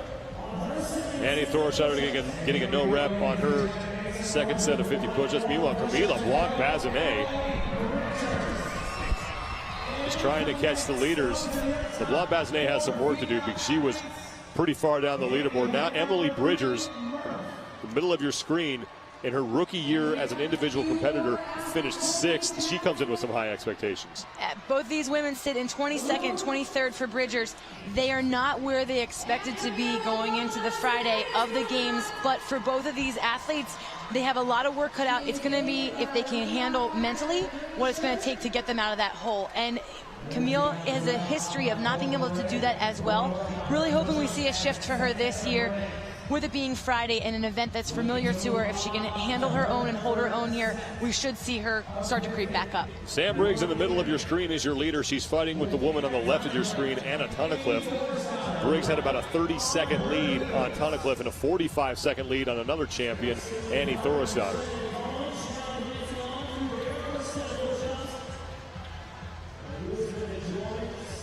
.5 minutes gone. There's a 55-minute time cap on Murph. The first time we have ever done this event at the CrossFit Games.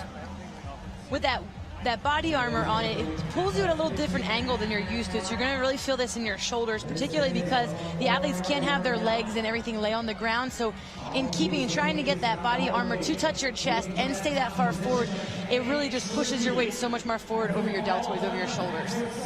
Annie Thorstadter still working through her 200 push-ups, and now 3 more to go for Samantha Briggs, and she will advance once again to maintain her lead. I was going to say right before Sam got up, it's almost like they're doing a hand release push-up because you literally have to push your chest against that chest plate and then down onto the ground.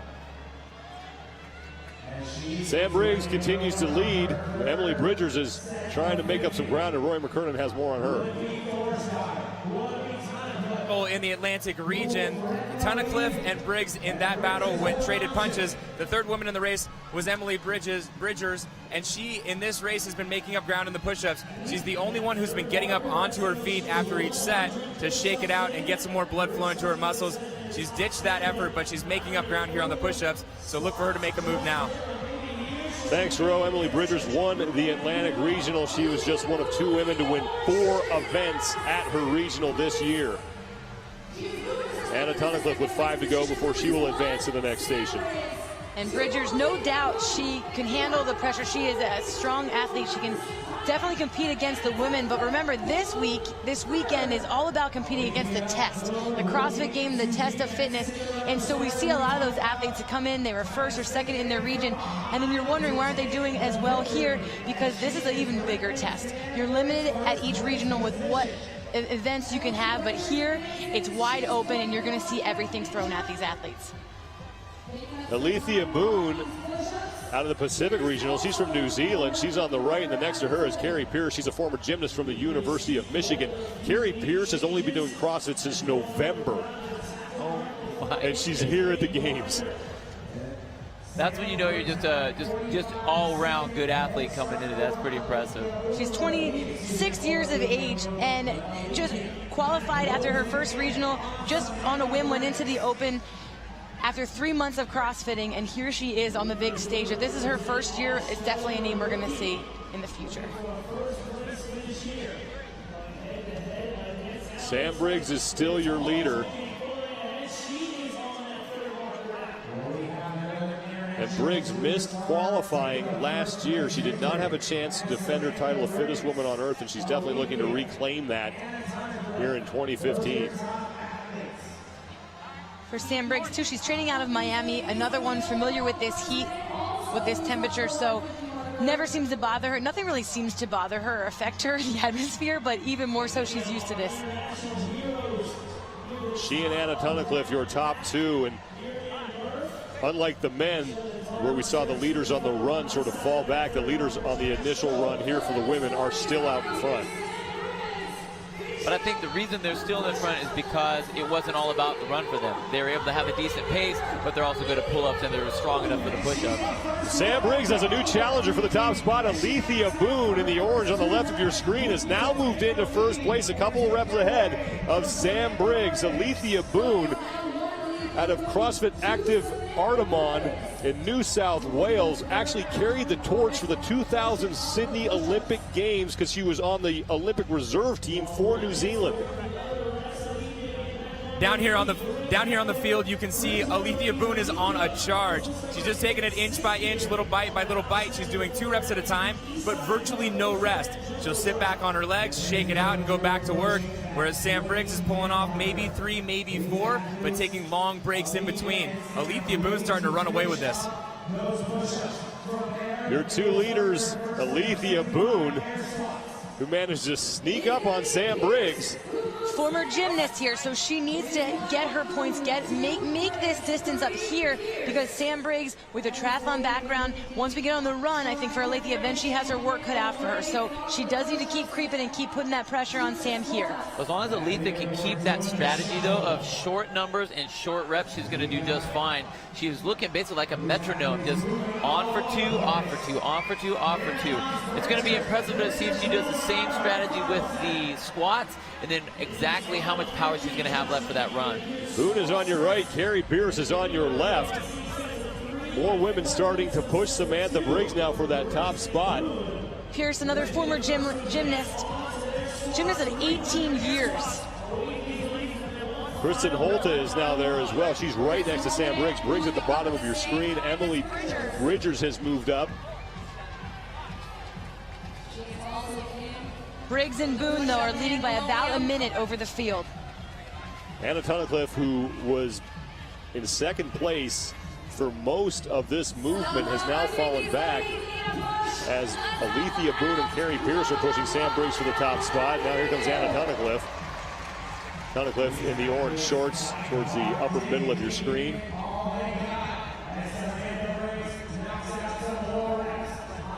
Briggs is on your left, Carrie Pierce and Alethea Boone on your right. Pierce is in the blue top. Alethea Boone is in the orange. The stamina that the women have in their upper body, if you're a gymnast, is just that much greater for 18, 20 years of being a gymnast. They really have that advantage then with that muscular stamina. and being able to go the distance for these 200 push-ups. Upper right-hand part of your screen, Alethea Boone has taken over first place from Samantha Briggs, but not by much, as Briggs is now going to move on to her 300 air squats.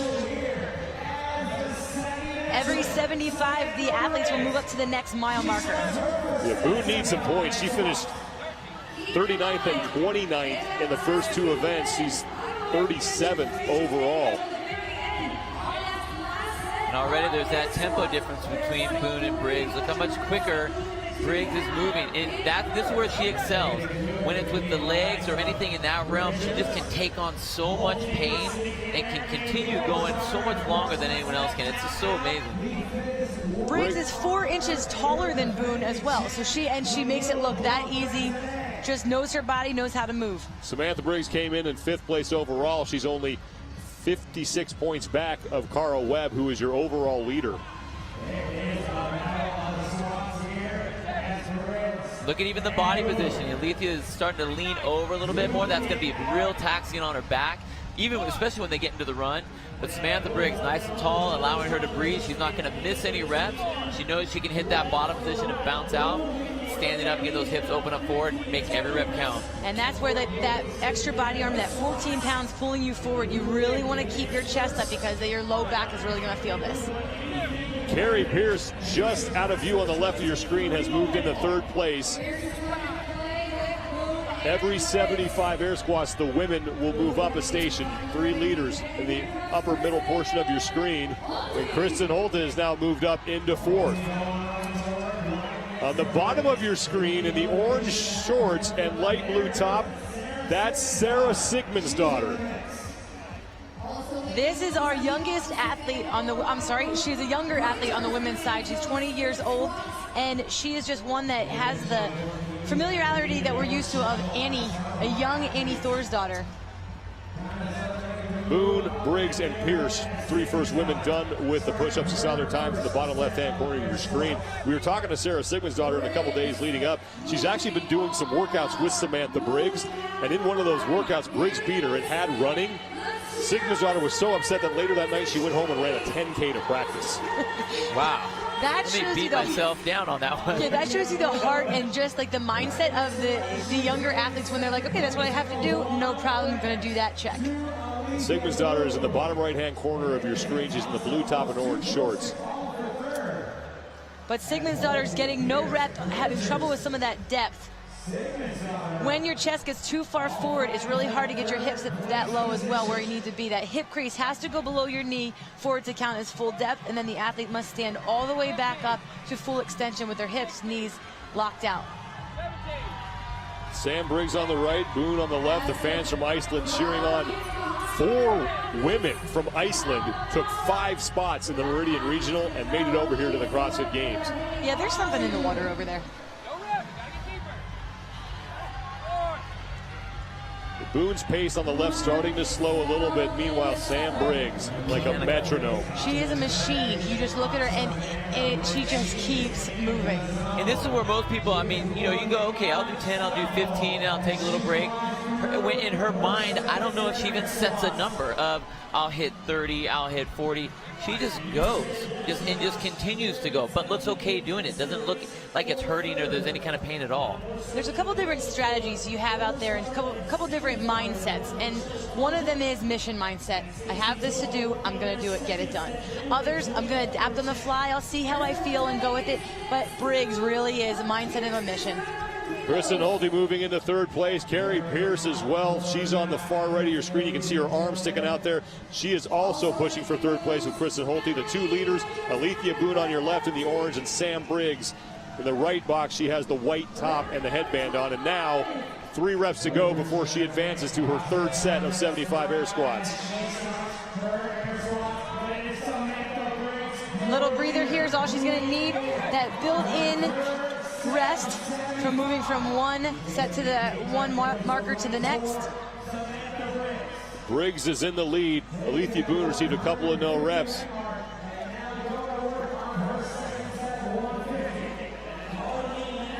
Your top 5 women all right next to each other. But it's Sam Briggs on the upper right-hand portion of your screen, now middle screen. who continues to lead. And once again, she was out front on the initial run. We saw Joe Scally do that with the men. He was not able to hold that. Sam Briggs, though, different luck.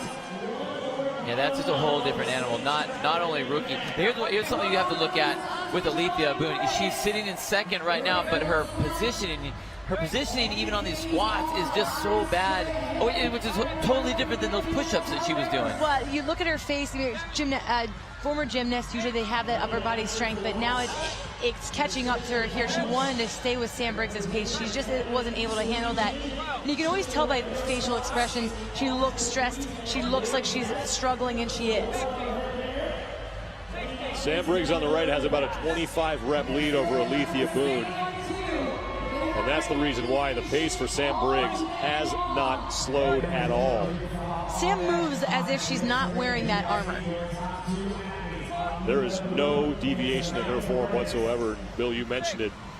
Alethea Boone starting to lean forward a little bit. That's not the best way to move in this. Yeah, leaning forward. She's getting really round. Not staying so flat on her heels anymore. Her butt starts to come up, first out of the bottom. I mean, just a lot of things that she's showing total fatigue. Now with Sam, she's round, but here's the difference. Sam's never really had perfect form when she does her movements, but she's so powerful in this position, and that's the difference. She's not breaking down. That's normal. Sam Briggs at this point is breaking her sets into 25. She'll take a quick break, and she gets right back to work. Kristen Holte has moved into third place on the right of your screen, and then on the left of your screen is Carrie Pierce pushing for third place as well.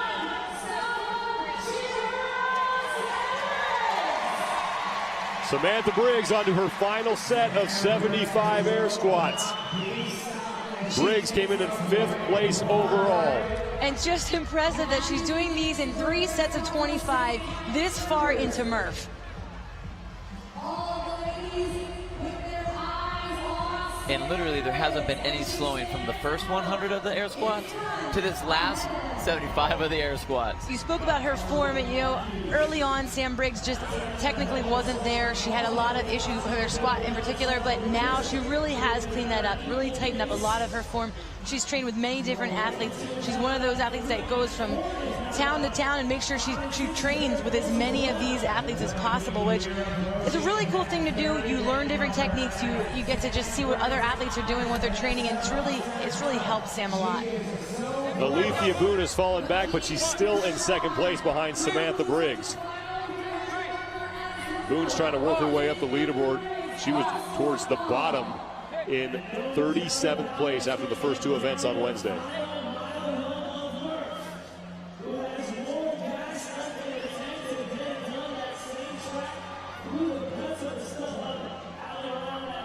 A look at the field here at the StubHub Center, the soccer stadium. We'll move into the tennis stadium later for the snatch speed ladder. And for these athletes, they're all competing here in one heat, so they really get to see where they're going to fall out. They know where they are on the leaderboard with the rest of the field. So for them, you're looking around. It can be that, all right, I know Sam Briggs has it. All right, Alethea Boone, she's farther down the list. So for those girls in like the 10 to 15 range, they're really looking at who's ahead of me on the leaderboard. I really need to beat them. There's a lot of time out there for strategy and for looking at that. So you can bet that there's other athletes out there just seeing where they are amongst the rest of the field. Sam Briggs on her final 5 reps before she's going to take off back through the tunnel on that 1 mile run. And Sam Briggs has 100 points in her sights. It's going to take a lot for anybody to catch her.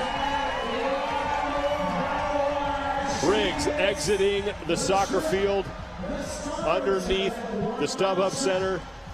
She'll make the turn at the 800-meter mark and come back in on that final 1 mile run, and she is way out in front. And Tanya, you were talking earlier about how for the women, the pull-ups and the push-ups were going to be so much more demanding on them.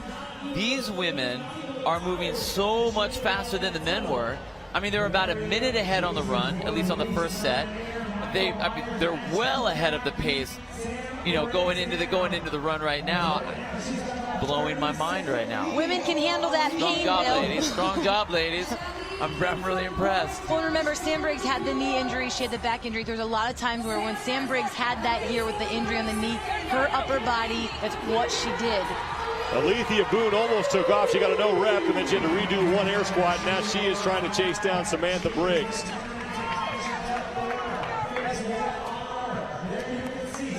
But Boone is about 45 seconds behind Briggs. It's going to take a lot for her to make a push. I don't know if she's going to have enough in the tank or enough speed to be able to catch up to Briggs. Samantha Briggs all by herself, emerging from the StubHub Center. She'll make a couple of left turns and then head out on the straightaway before she turns around and does the course in reverse order. And then she'll have to run all the way across the soccer field, across the finish line to close out event number 3, Murph. Now, in the first mile between Sam and Boone, there was about a 21-second difference. So Sam had about that on ahead. The fact she's about 45 seconds ahead right now, she's about a minute ahead on Alethea. So that's going to be a lot to maintain, especially when you know Sam is going to be picking up the pace on this last mile. Alethea Boone solidly in second place.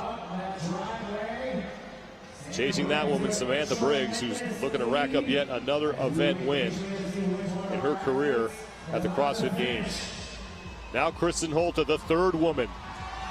The woman who won the triple threes back in 2014. Now here's where if I was Alethea, I'd have a little nervousness as soon as she realizes Holte's on her back, because Holte's one of those girls that she can run. She'll be able to catch it. I'm going to predict there could be a foot race here between Boone and Holte. Well, look at the tempo already. We were talking earlier about like what all those squats are going to do to your stride. She doesn't look like anything's happened to her legs yet. And so Holte better be careful, because right behind her is Carrie Pierce. Pierce just turning the corner there. She's in the blue shirt. Holte in the sunglasses in the bottom right-hand portion of your screen. This is going to be definitely a different mile run for these women here than it will be for Sam Briggs, who's way ahead. Kristen Holte emerging from the confines of the bowels of the StubHub Center. Right behind her, Carrie Pierce. Carrie Pierce, once again, has only been doing CrossFit since November of last year. I don't have anything to say to that. It's just awesome. unbelievable. I'm just going to say this. Awesome. She has done some awesome. Olympic lifting in the past. She has done some powerlifting and some gymnastics. She just finally decided to put it all together and start training CrossFit. Made the games and making a great showing here in Murph. Samantha Briggs, though, way out in front. She tries to lock up 100 points. And she's ahead of all the women who are in front of her currently in the overall standing. So Sam Briggs could move up the leaderboard into the top 3, if not to the very top position. Sam Briggs, that name that everybody is familiar with, she has been a part of the Invitational since 2012. So she's always been represented, and she just is one of those athletes that, you know, we say that you can tell her whatever to do and she just does it, but also the amount of training this woman does and the amount of competitions that she's doing in the off season, I would bet is actually higher than anybody else. Some athletes really, they don't want to train too many competitions, don't want to do too much. Briggs is, the more I can get my hands on, the better. Kristen Holte trying to chase down Alethea Boone. Holte was the third woman. And meanwhile, Cara Webb is still going through her air squat. She's on her final set. She came in the overall lead. But Sarah Sigmundsdottir was in third place. Anna Tunnicliffe was in second. Samantha Briggs is ahead of all 3 of those women. She could pass them in the overall standings. Samantha Briggs congratulating Alethea Boone, acknowledging her on the course as she makes her home turn. Alethea Boone getting set to turn around at the 800-meter mark as well. That's impressive. Sam's high-fiving everyone as she goes. What's great about these athletes is they do train a lot together, you know, throughout the year, whether it's athlete training camps or competitions, and there's such a cool camaraderie that's already built up within these competitors. They all know what it feels like, and they're all, you know, come on, keep going. That's just such a cool CrossFit thing. It's great sportsmanship, and especially when you're in the lead, though, it's even easier to do that. It's easy to be nice to everybody. Guys, they know how it feels. And this is big. Cara Webb doing some damage control and getting out on that run. Your overall leader at 188 points. She only had an 8-point lead over Anna Tunnicliffe. And Cara Webb last year looked like she could be on her way to winning the CrossFit Games, and then she had a shoulder injury that was caused by a misaligned jaw, and she had to withdraw from the competition. She wound up finishing 31st, but she is on a mission here in 2015. I wouldn't expect this to be one of her best events. She's just the longer, especially with the weight vest on, so she could probably handle this to be maybe one of the ones, not the top, but she can't let herself get too far down as well. It's a long competition, but you really don't want any one event to really drag you down. Stacy Tovar is right behind Briggs, or I'm sorry, right behind Cara Webb. Michelle Latara is in the orange pants. She's working her way up the hill as well. Cara Webb and Stacy Tovar are trying to reel her in.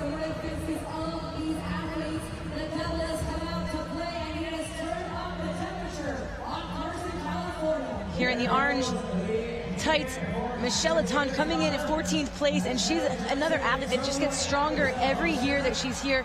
This is her 5th consecutive games. She just got passed going the other way by Samantha Briggs. Now passing Stacy Tovar. Sam Briggs getting set to head inside the tunnel, and she's going to hear it from this crowd when she emerges. It looks like she's going to lock up 100 points in an event win here in Murph. She makes these workouts look so incredibly easy. It doesn't matter what the workout is, unless it's a very, very heavy lift. She makes it look like it's way too easy. So those of you guys at home, if you've done Murph, you know what it feels like. Look at Sam Briggs and look at her face. It looks so easy. There were guys still doing air squats at 55 minutes. Sam Briggs is at 38 minutes and finishing this event. Insane. And she's doing it with a 14-pound weight vest. Let's not forget that. Samantha Briggs getting ready to hear it from this crowd at the soccer stadium, the StubHub Center. She makes her way back onto the field.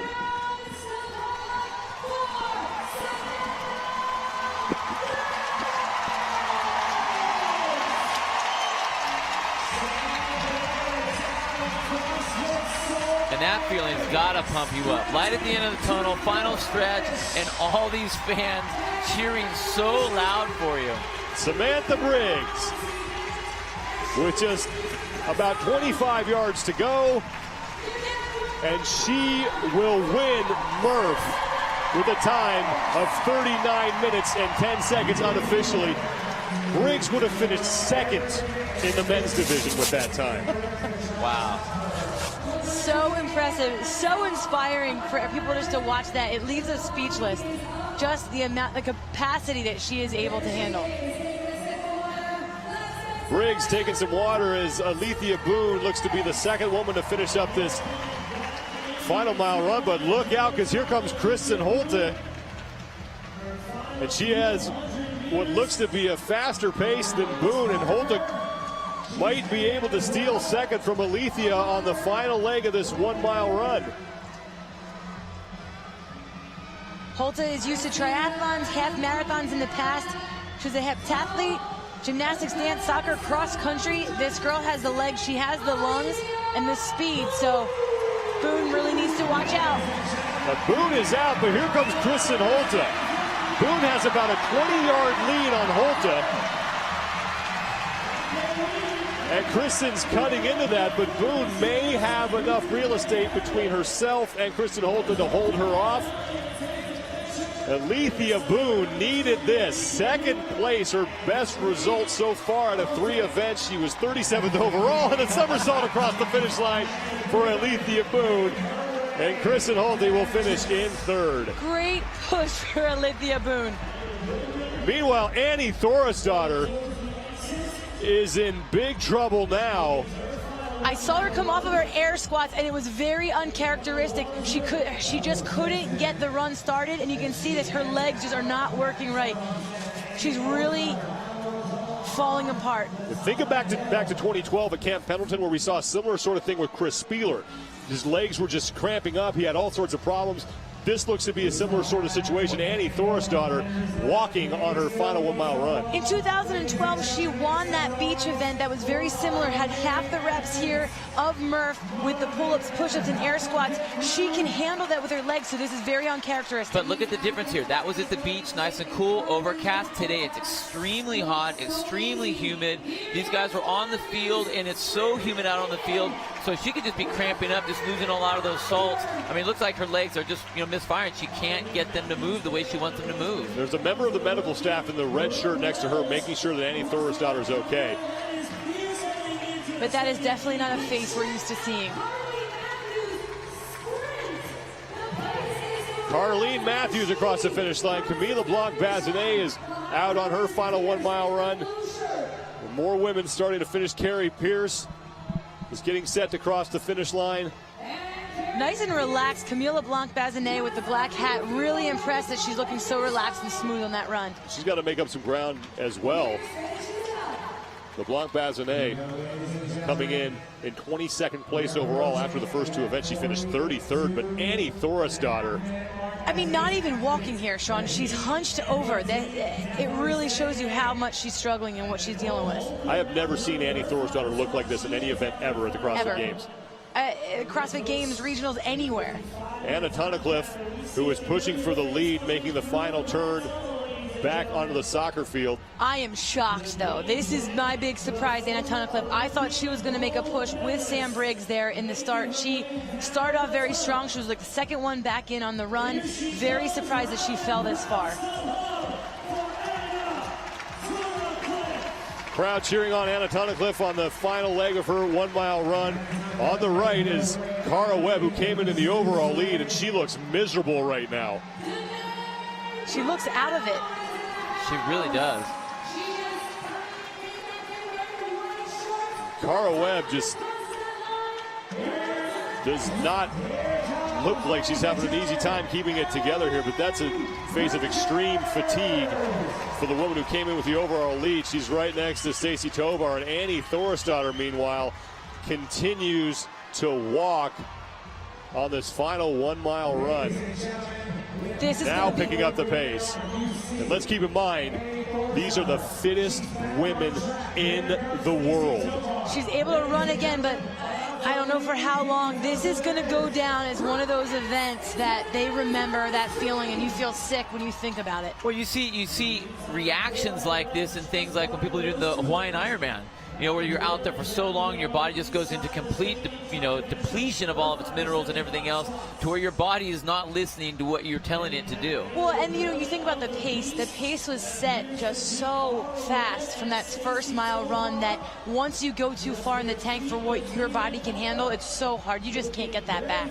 Stacy Tovar on the right, sorry, is past Cara Webb. Now Camila Blanc-Bazinet looking pretty smooth here on this final mile run. Not towards the top, but she's not going to be towards the bottom, but she's got to start scoring some points in order to start working her way back up the leaderboard. She's never the most dominant when it comes to just grunt work or things like this, so she'll get her chance when she sees more classic CrossFit style events. Sarah Sigmundsdottir coming in, the rookie out of Iceland. Behind her is Michelle Letton. Michelle Letton looking behind her to see if anyone's trying to chase her down, but Sarah Sigmundsdottir is going to get herself across the finish line. She came in third place overall. I was able to talk to one of her coaches, and he said the only thing she lacks, experience. She is a true rookie in that sense, but man, when you look at her capacity and her ability physically, look at the way she just trotted across that finish line. When you see veteran athletes and the abilities that we know in Annie Thorisdottir, Cara Webb, you just see what they look like. That's scary. Ninth place finish for Sigmundsdottir. And let's just take this for what it is. This is one portion of this entire competition. So how much damage is this one event going to do for you for the next one today, the next one tomorrow, or whatever else they have left, coming up? Stacy Tovar just wrapped up an 11th place finish. That's Katrin Davidsdottir coming across the finish line, and behind her in the upper right-hand portion of your screen in the yellow pants, that is Cara Webb. Solid result for Cara Webb, although she looks exhausted. And I was really excited to see what Cara Webb's games are going to look like this year, but this may do a lot of damage for her for the rest of the event. She looks terrible right now. Cara Webb just collapsing into the arms of Anna Tunnicliffe, who's trying to get her some water. They're calling for the medical staff to come over and check out Cara Webb.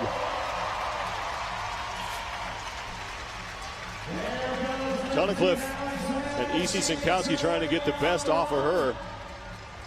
That's China Cho. She'll finish up. China Cho coming in 4th place overall.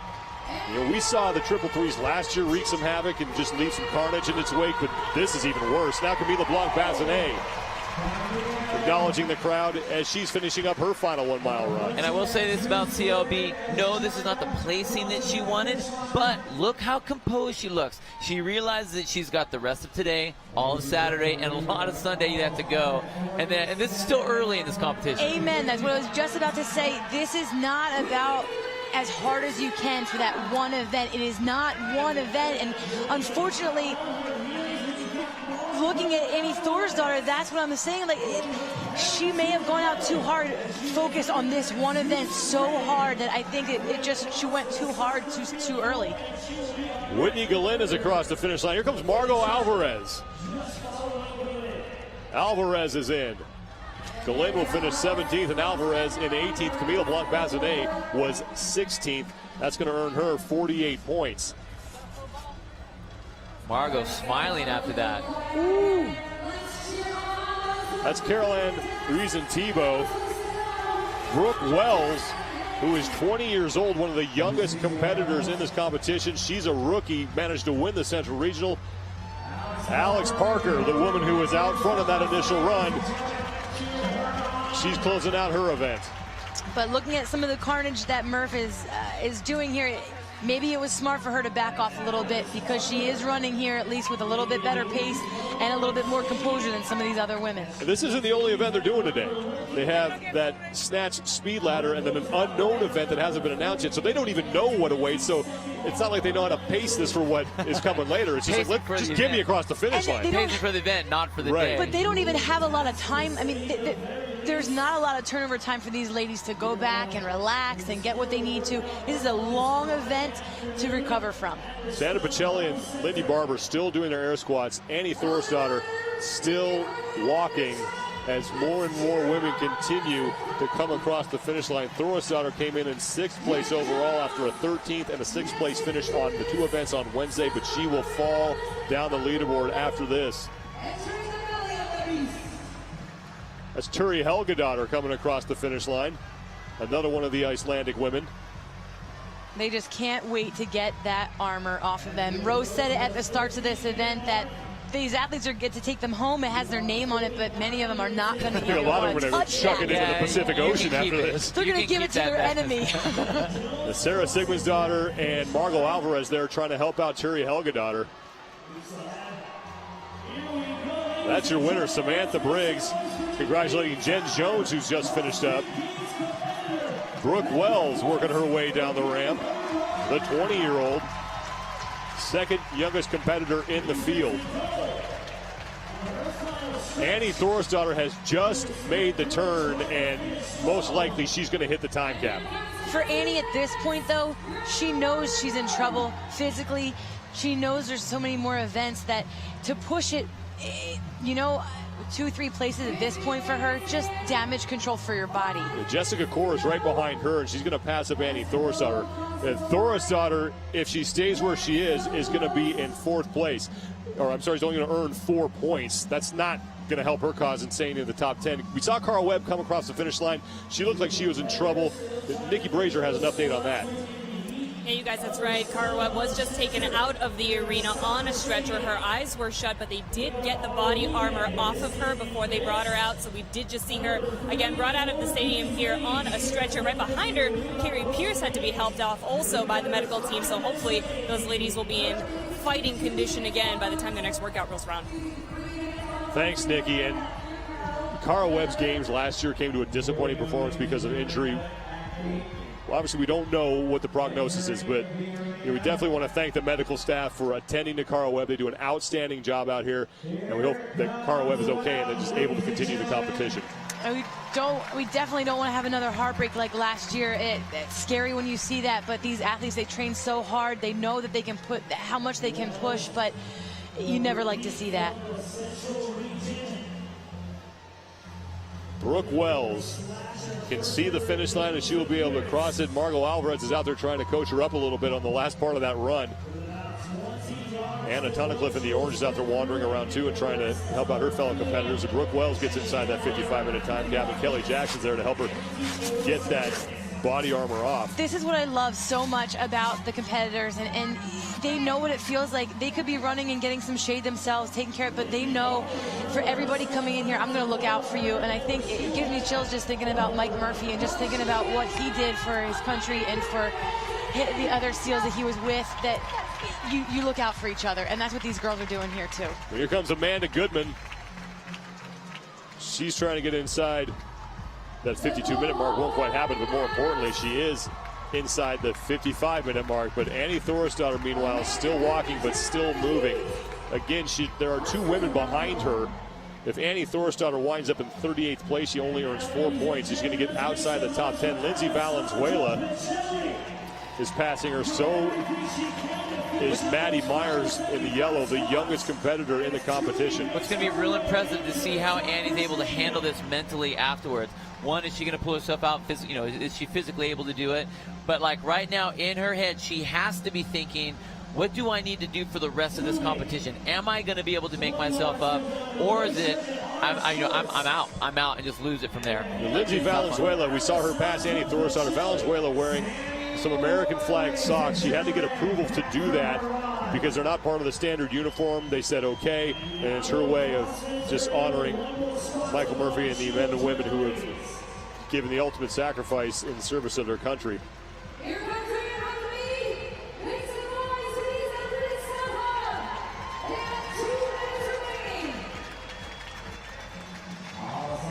Approaching the 55-minute time cap is Sandra Pacelli.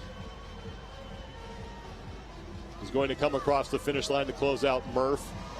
And Annie Thorstadter just trying to get there, but she's going to have to start running in order to do that. But it doesn't look like it's going to happen for Annie Thorstadter, as she will be on the course when the time cap hits.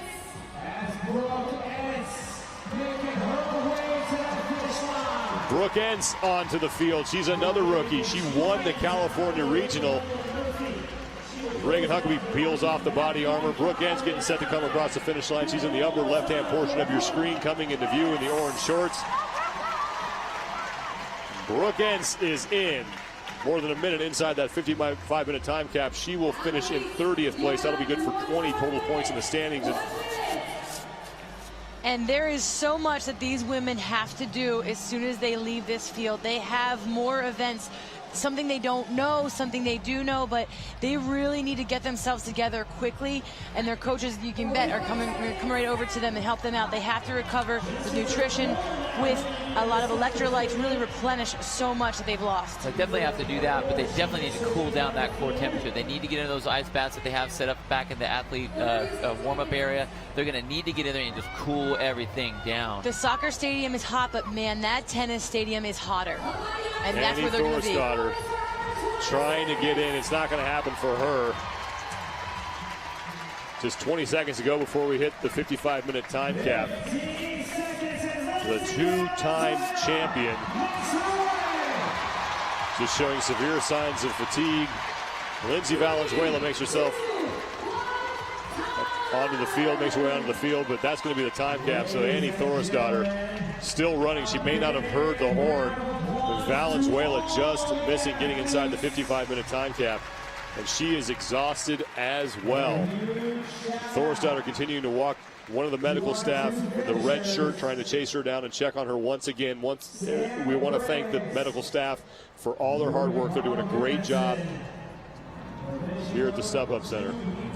The top five, Sam Briggs takes the victory, the only woman sub-40. That time would have been good enough for second place in the men's field. Alethea Boone finishes second, then Kristen Holt out of Norway is third. And then a pair of Americans rounding out the top five, and Carleen Matthews and Carrie Pierce. 3 rookies in the top 5 to take on Murph, when we know that this is an event that many of them have tackled many times. Annie Thorstadter being held by Angel Forbes. And the blue shirt medical staff now attending to Annie. Man, this event just wreaked havoc on the field, and Annie Thorestadter was the first woman we saw just having extreme problems. And then Cara Webb, as she came across the finish line, look at the line she's taking, just wobbling all over the place. And she had to be taken off the field on a stretcher and just collapsing into the arms of Anna Tunnicliffe. But in third place, Kristen Holte. She did well last year in the triple threes and duplicating that performance again here in 2015. She stayed in the back of the pack on the very first run, but she was very consistent and methodical the way she went through the portions on the field. And it was that final mile where she could really just unleash it and let it out, giving her good enough for a third place in that final mile. And it was Alethea Boone, too. We saw her start to put some pressure on Briggs, especially during those push-ups. That's where we first got to see her, and she kept that pressure on. She was the first to the air squats, couldn't keep up with Sam Briggs' pace, held strong on the final run, which got her that second. But it was Sam Briggs all the way from the starts. She was in the top of the pack on that first mile. She just dominated the pull-ups, push-ups, and the air squats, taking those final air squats in sets of 25. Absolutely strong. And then went out on the last mile, super strong, and that's what gave her the win. Samantha Briggs racks up 100 points and another win in her career at the CrossFit Games. She's with Nikki Brazier. Sam, you pulled ahead in those air squats, and the crowd was absolutely electric as you were the first one back in the stadium. On that last mile, we saw you high-fiving all the other girls as they passed. Tell me about the camaraderie in this workout. The whole point of doing Murph is to celebrate the life of a hero who's lost his life. So even though I'm competing with these girls, we're all here together doing Murph in remembrance of that hero. Great. Now, the last time we spoke, we had talked about your foot. You had an injury during regionals and went on to have surgery. Did that affect you at all during this workout? No, I mean, it's a little bit sore now, but I never thought about it during the workout. So the adrenaline's pumping, you just go. You made it look easy. You would have come in second in the men's division if it were the same time. Congratulations. Great win for you today. Thank you. Samantha Briggs is back, and she gets 100 points in the overall standings. She beats Alethea Boone. Kristen Holte will come in third. Carleen Matthews and Carrie Pierce, two rookies. Anna Tunnicliffe is in there. Danae Brown. Sarah Sigmundsdottir in ninth. The rookie continues to impress, and Michelle Lacan rounding out the top 10. The first time in Games history, Murph. For the men, they managed to make it through. For the women, a lot of carnage. The competition continues when we return to the StubHub Center.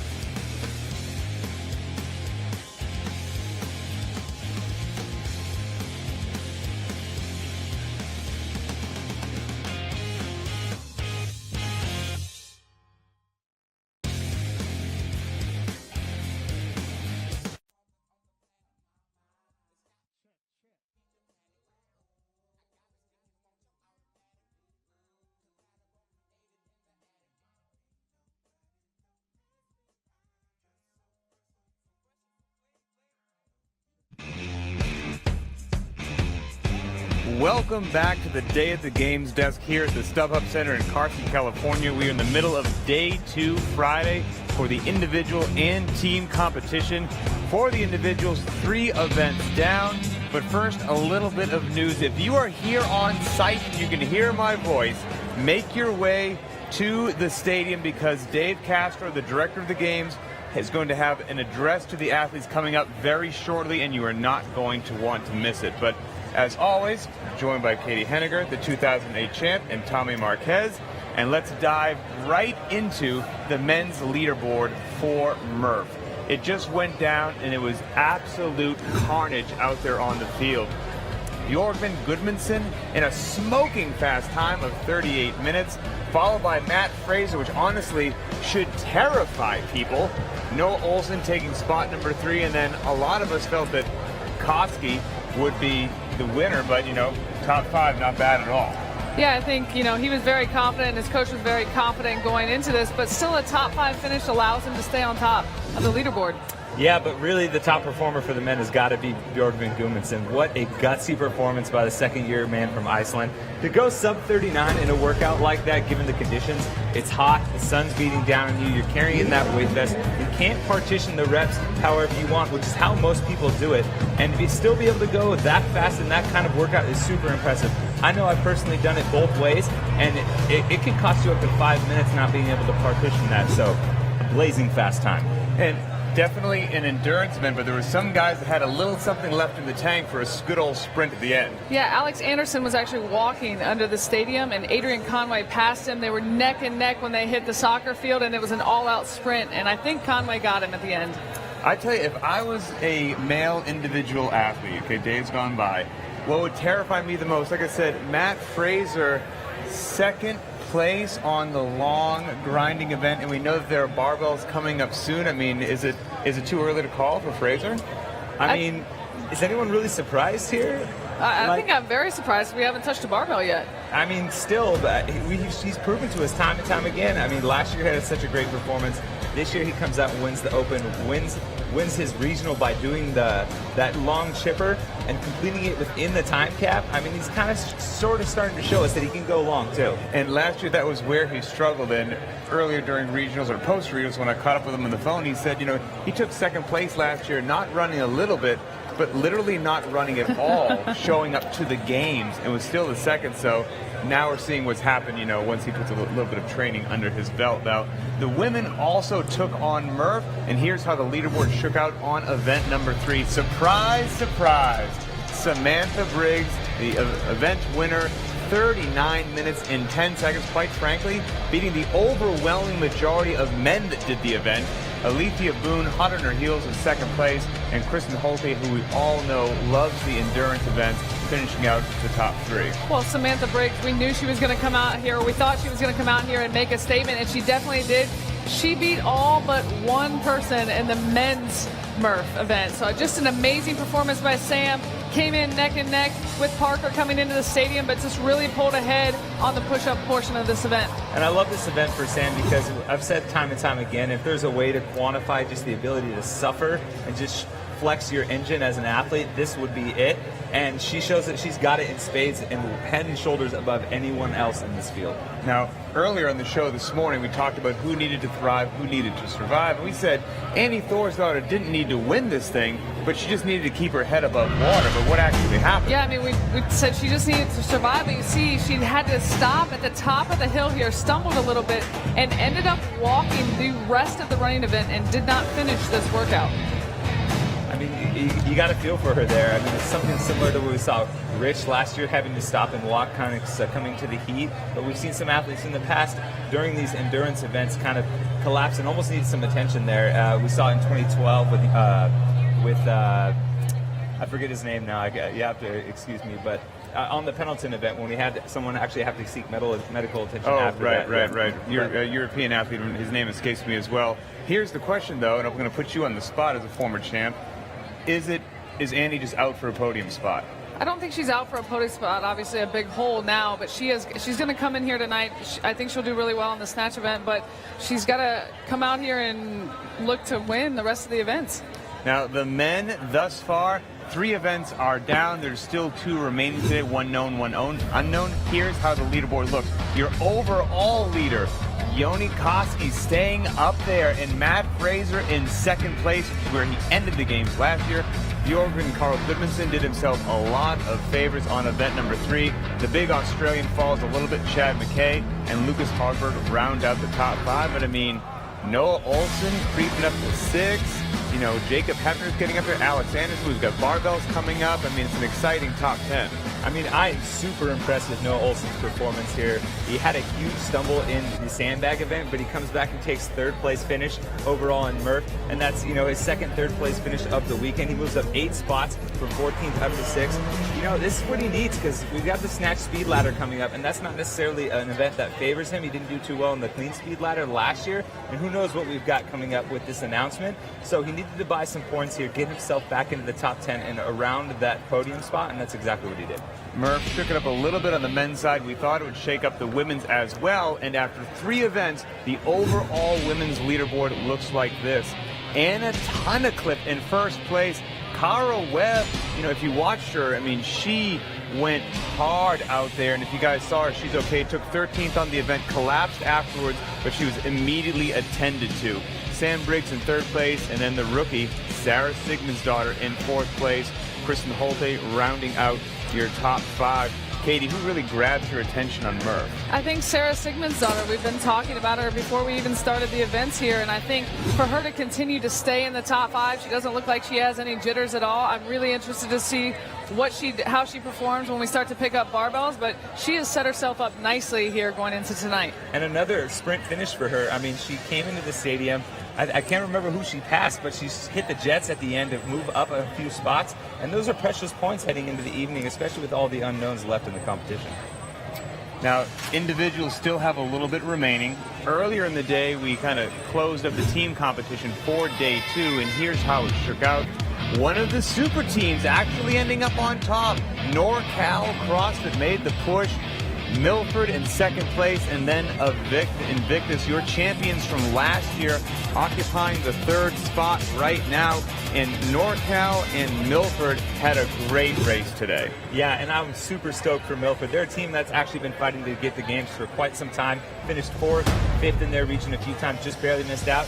Now they're here, and now they're showing up in a big way. They came into the day in 14th overall, and then they had a huge day number 2. They won the Earthworm event, edging out NorCal with that final sprint to the finish.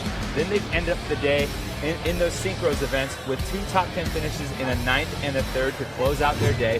Moves them all the way up into 2nd place, and they're ahead of some big name teams and showing that they can hang. And I like that. I mentioned that earlier. I know I'm supposed to be an impartial observer of the sport here at the desk, but I think it'd be really great if a quote-unquote regular affiliate kind of pushed around the super teams a little bit. But there's a super team sitting on top of the leaderboard. There is a super team, and NorCal sitting on top, and they had a great battle with Milford in the Earthworm event, and their goal going into that was to go the squats unbroken, and they almost did that, but they dropped the worm in the last set of 25s, and they ended up losing to Milford.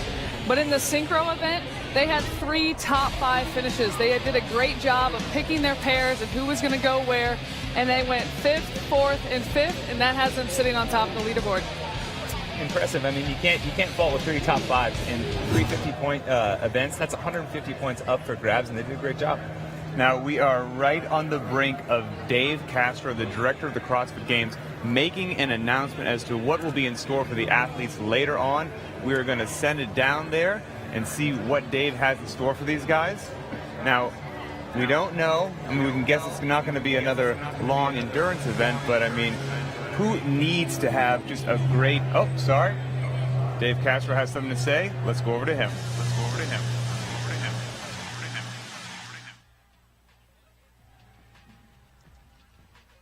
All right, guys, bring it over here. Bring it back in. Come over here. You guys come over here. You guys can stay seated. That's fine. One event down for the day. The next event for today is the speed snatch ladder. That's correct. We are going to go ahead and show you a full round of the speed snatch ladder and read you guys the weights for the first round. Go ahead and bring out the 2 bars. The first weights for the men will be 190, 200, 205, 210, and 215. The first weights for the women will be 110, 115, 120, 125, and 130. The top athletes will advance to the next round, where the weights for the men will be 220, 230, 235, 240, and 245. The women's weights will be 135, 140, 145, 150, and 155. The final round, the men weight will be 250, 260, 265, 270, and it ends on 275. The women's weight begins at 160, 165, 170, 175, and the final women's heat ends at 180.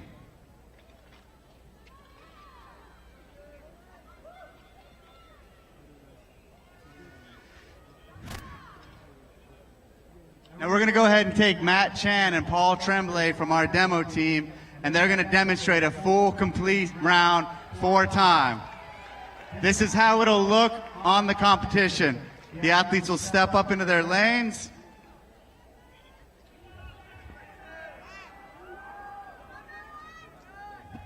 And this is squat snatch. This is a squat snatch. Again, the weights here are 190, 200, 205, 210, 215. Athletes stand by.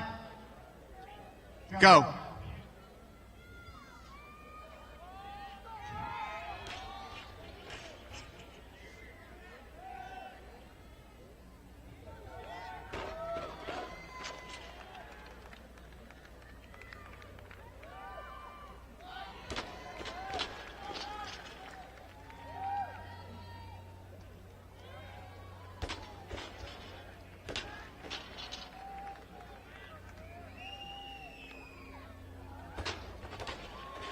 Paul Tremblay gets that by a split second. Let's give those two a round of applause.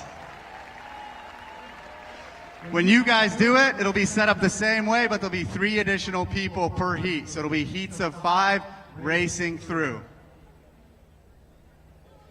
This year at the regionals, we started Friday off with what did we call the day?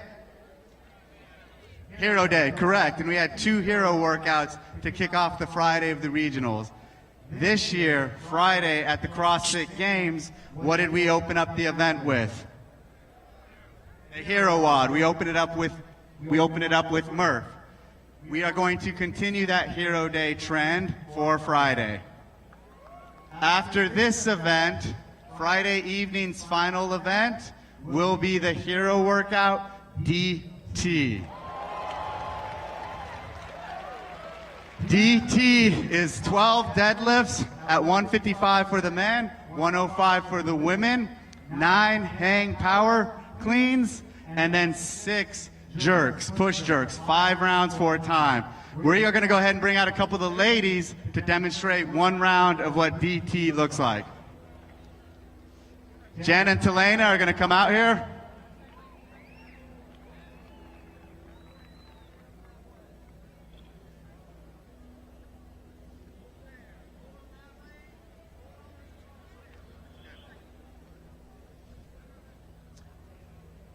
On go, I want you guys to go through 1 full round. 12 deadlifts, 9 cleans, 6 jerks. Stand by. Go.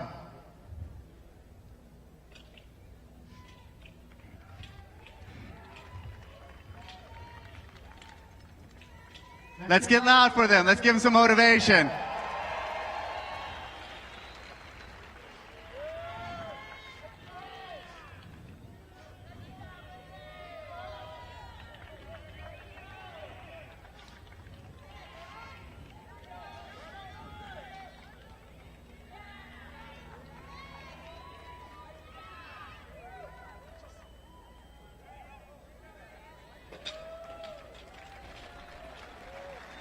Awesome work. Times 5. 5 rounds of that.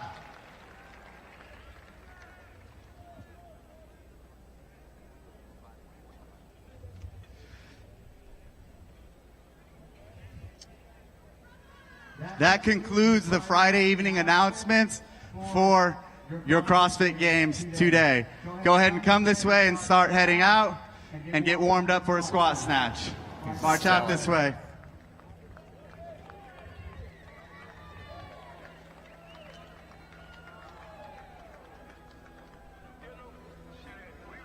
Why are you guys all looking at me? Keep walking. Stop looking at me. All right, actually, fuck it. Hold on. Hang on. Turn around. This is the CrossFit Games, right? We are going to do something we've never done before. We are going to get all of you involved and all of the fans and viewers at home. Here's how. You can vote for double DT, 10 rounds for these athletes to do, or heavy DT, 5 rounds at 205 or 145 for the women. What you guys do tonight will be by the CrossFit community. Now you guys can go. That's right. You just heard Dave. You are able to vote. In order to vote, you need to tweet #DoubleDT or #HeavyDT at CrossFit Games. How about that? You guys like it? Having a little say-so in what you're going to see tonight? Hey, guys, this is the chance to be part of history. Kiki, I'm going to vote first. I go heavy. Who else is going heavy? I think that's the winner.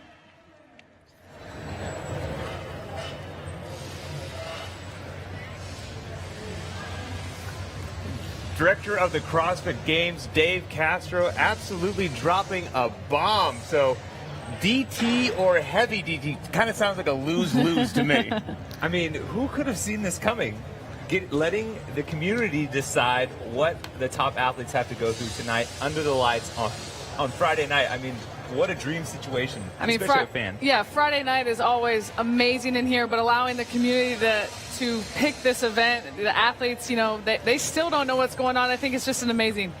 It has a whole new spin on the unknown and unknowable, especially when you have the community, the people that this sport is founded on, get to decide your fate tonight. And you saw how they looked after Murph. This is going to be brutal. They still have the snatch ladder to do before that. So for the very first time, all of you at home get to choose the fate of these wonderful athletes out here at the StubHub Center. Get onto Twitter at CrossFit Games with either the hashtag HeavyDT, if that's your weapon of choice, or double DT, if that's what you want to see the athletes do. And let's make a little poll. Tommy, who do you want?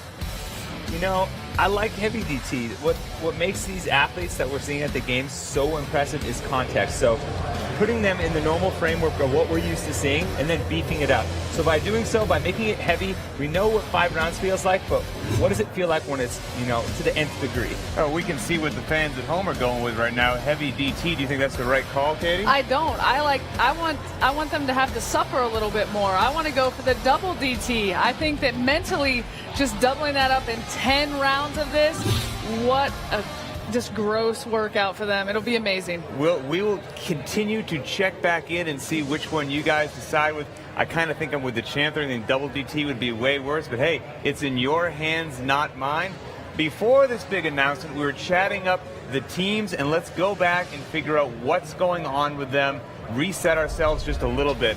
The Big Four, those super teams, they were the top stories going into the games. NorCal, Invictus, Youth, in CrossFit Mayhem, and all of them still very much in contention to live up to the hype. Earlier today, Justin Junkins caught up with first place NorCal CrossFit. I'm here in the athlete warm-up area. I am with NorCal CrossFit. And guys, how does this year differ from previous years? Miranda.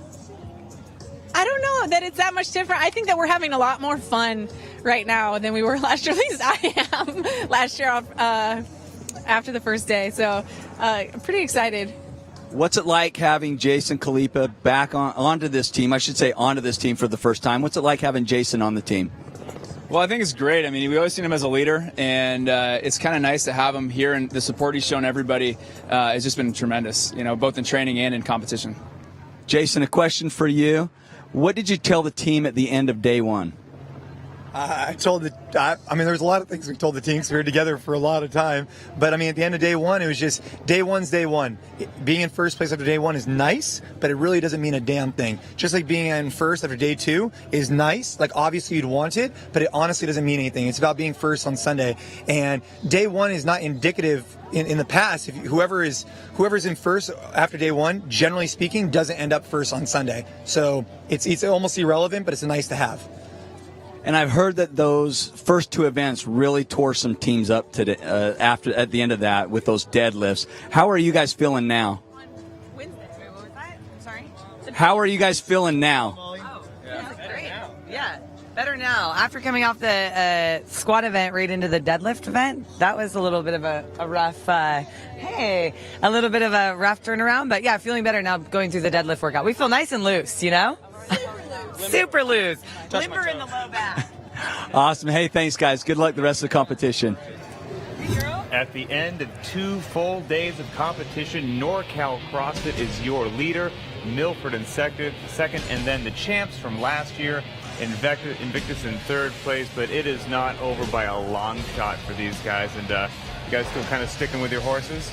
I do. I think if you look, Invictus and Ute are still nipping at the heels of NorCal. I think this is going to shape up to be an amazing battle the rest of the weekend. Yeah, we're just getting started. We're halfway through the competition. There's still Saturday and Sunday left to be determined, and we still have some workouts we don't even know what's coming yet for the team, so it's going to be fun. And the team competition will kind of put that on hold and shelve that until tomorrow. And now it's going to be all about the individuals once again. They have event number 4 coming up, the Snatch Speed Ladder. It is going to be electric down there. It has to be the squat snatch. You just heard Dave Castro say that. 3 different sets of barbells. Each has 5 barbells ascending in weight. And this thing is going to be fast. Mistakes are going to be extremely costly. We were chatting about this earlier. Everyone loves the Olympic lifts.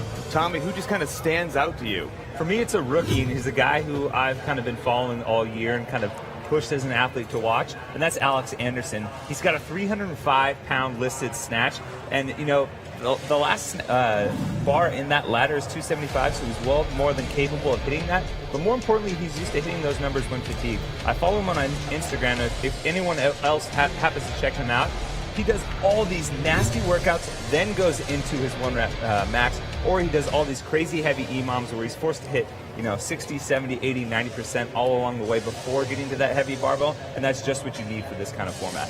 Well, you kind of have a different person in mind, Katie, don't you? Matt Frazier. I just think we haven't picked up a barbell yet. He's in second. I think that he's ready to get to a barbell. And I think, like you said about Alex, he's done some nasty workouts. But Matt spent some time training with Rich Cronin, and he said, there's no special secret down there. They just do work. And I'm really excited after his performance in Murph for him to get into the stadium. He got third last year in the clean speed ladder, so he knows what it takes to get in the top 5. I think he's going to do very well tonight. Now, the men are impressive, obviously. You expect they're Hulks. You expect them to be strong, but the women of CrossFit absolutely blow my mind continually with how much weight they can move, and we're going to see them throw down also on event number 4, the Snatch Speed Ladder, a little bit later on. Katie, who's your woman to watch on event 4? I think Lindsay Valenzuela, and like Matt, they really like the barbell type move, the Olympic movements, but I think she's going to come out of here with an intensity. She didn't have a finish in Murph that she would have liked, and she's sitting in 17th, so she definitely has to make a move, and I really look at her to make a push in this event. And she missed it last year, right? She knows did. She's incredibly hungry, and she was another one that I spoke to on the phone about a week ago, and she said, hey, I'm going to give you a reason to talk about me. And if there's an event made for her, this is it. But Tommy, who do you like? I like my training partner and good friend, Brooke Entz. She's got a 205-pound listed snatch PR. That's the heaviest amongst anyone in the field, tied with Cara Webb. And she doesn't just hit these numbers, when she's had some rest, when she's kind of going back and forth amongst the gym. I've watched her firsthand train to hit these kind of numbers in the snatch with speed and precision, which is exactly what you need in this kind of environment, because you still have to get through the light rounds first, where some of the athletes who maybe don't have the 1-rep max numbers can kind of sneak in there and make it into the next round. So I think she's going to do well. And Brooke is ridiculously strong. Murph didn't go, I'm sure, how she wanted to, so she's looking to make her mark. But let's check back in at home for all you crazy CrossFitters, and good Lord, Heavy DT is absolutely crushing it. The CrossFit community, so predictable. I should have bet money that you guys were going to pick the heavyweight. Double DT. It's not too late. Make them suffer either way. Either way, it's going to be great. But yeah, about 3,000 votes piling up here in just a few moments. If you want to make history, once again, tweet at the CrossFit Games, hashtag Heavy DT or hashtag Double DT. These athletes are going to do that very shortly. All right, let's go have some fun. We've been chatting the whole time about how Vendor Village is where it's at when the events aren't going on. And Kayla Banfield caught up earlier there today with Chris Spieler. Chris, you were at the desk this morning. We are in Vendor Village right now, but tell everyone out there where you are going to be this afternoon and what you're going to be talking about. Yeah, so 3:30, I'm going to be hanging out at the Reebok tent. Really just trying to make it a Q&A and just help people out. We'll talk, really kind of cover anything from the gamut that they're interested in, but maybe some mental prep, some questions on programming. Really just want to leave it open-ended, but just try to give back to the community a little bit. Absolutely. So here at 3:30, come prepared with your questions for Chris Spieler. All right, one more time, thanks Kayla. Back to the poll to see how the CrossFit community is chiming in. You know, it's looking like I think the heavy barbells are going to come out tonight and make these athletes suffer a little bit. That's going to be a fun one to watch for sure. I mean, who doesn't love to see big weight get thrown around by the top athletes? A regular DT puts me in a grave. I mean, you saw what Murph did to these guys. Then they're going to snatch. I mean, they're going to be blown up. Heavy DT at, what, 2:05 and 1:45? How fast do you think it can be done, Tommy? I think we're going to see someone around 6 minutes, 6:30. That is definitely pushing it. I would have to agree with you. All right, well, time will tell here very, very shortly. Again, not too late to get on there. Once again, tweet at the CrossFit Games, #DoubleDT or #HeavyDT. And, oh, this coming in right now, we've got Justin Judkins with Jonna Koski down in Athlete Village. I'm here with Jonna Koski, the overall leader after event number 3. Jonna, your coach, Mikko Silo, he's used to being on top of the leaderboard. What advice did he have for you coming into today's competition? Well, actually, he just said to me and just try to focus on the next day and, you know, forget about the past days. Like, it's not about the first days, you know. It's like still over 10 events to go, so it really, of course, it matters how you do on the first days, but still, it's all about who can be the most, you know, average on throughout the whole competition. So you just completed Murph, a longer duration, brutal workout. You've got the snatch speed ladder next. What mental adjustments do you make between completely different events like number 3 and number 4? Like now when it's all about the sprint and the speed, I really don't have to pace myself, so it's just, you know, balls to the wall and go as fast as possible. I'm not the strongest guy, so I guess I have to take a risk and, you know, just try to kill it on the first rounds. Would you rather see double DT or heavy DT? I actually personally would love to see double DT. All right. We'll find out later what comes across, right? And last question, what is your key for you to stay on top of the leaderboard throughout the entire competition? I would say it's just, you know, trying to keep up with the other guys, other top guys, and not let them, you know, get too far away in any event. Just even if in my weakest events, just try to keep up and do my best. Well, excellent job so far. Congratulations. Good luck the rest of the competition. Thank you. Jonna Koski wanting double DT. You know, I think that kind of makes sense, though. Yeah, I'm not really surprised. He's got quite the engine on him. I'm not really surprised with his answer at all. You know, he might be swaying me now. The more that I think about it and how much these athletes are going to have to suffer for that, I might be moving over from heavy to double DT by the end of this. Well, I'll tell you what, I think I get a feeling that it's going to be heavy DT, and whatever happens, there's also going to be a tremendous number of CrossFitters around the world that are doing it, I guarantee. Let's check back in with that poll one more time and see how it's going. Creeping up a little bit, but again, still leaning heavily. Did you get it? Yeah. Heavily towards heavy DT. A little bit of time left, so we'll get on there at the CrossFit Games. #HeavyDT or #DoubleDT. We will be here at the desk continually updating you as the events come to a close. Don't go too far. Stick around. For Tommy Marquez and Katie Henniger, I'm Pat Sherwood, and we will see you guys later.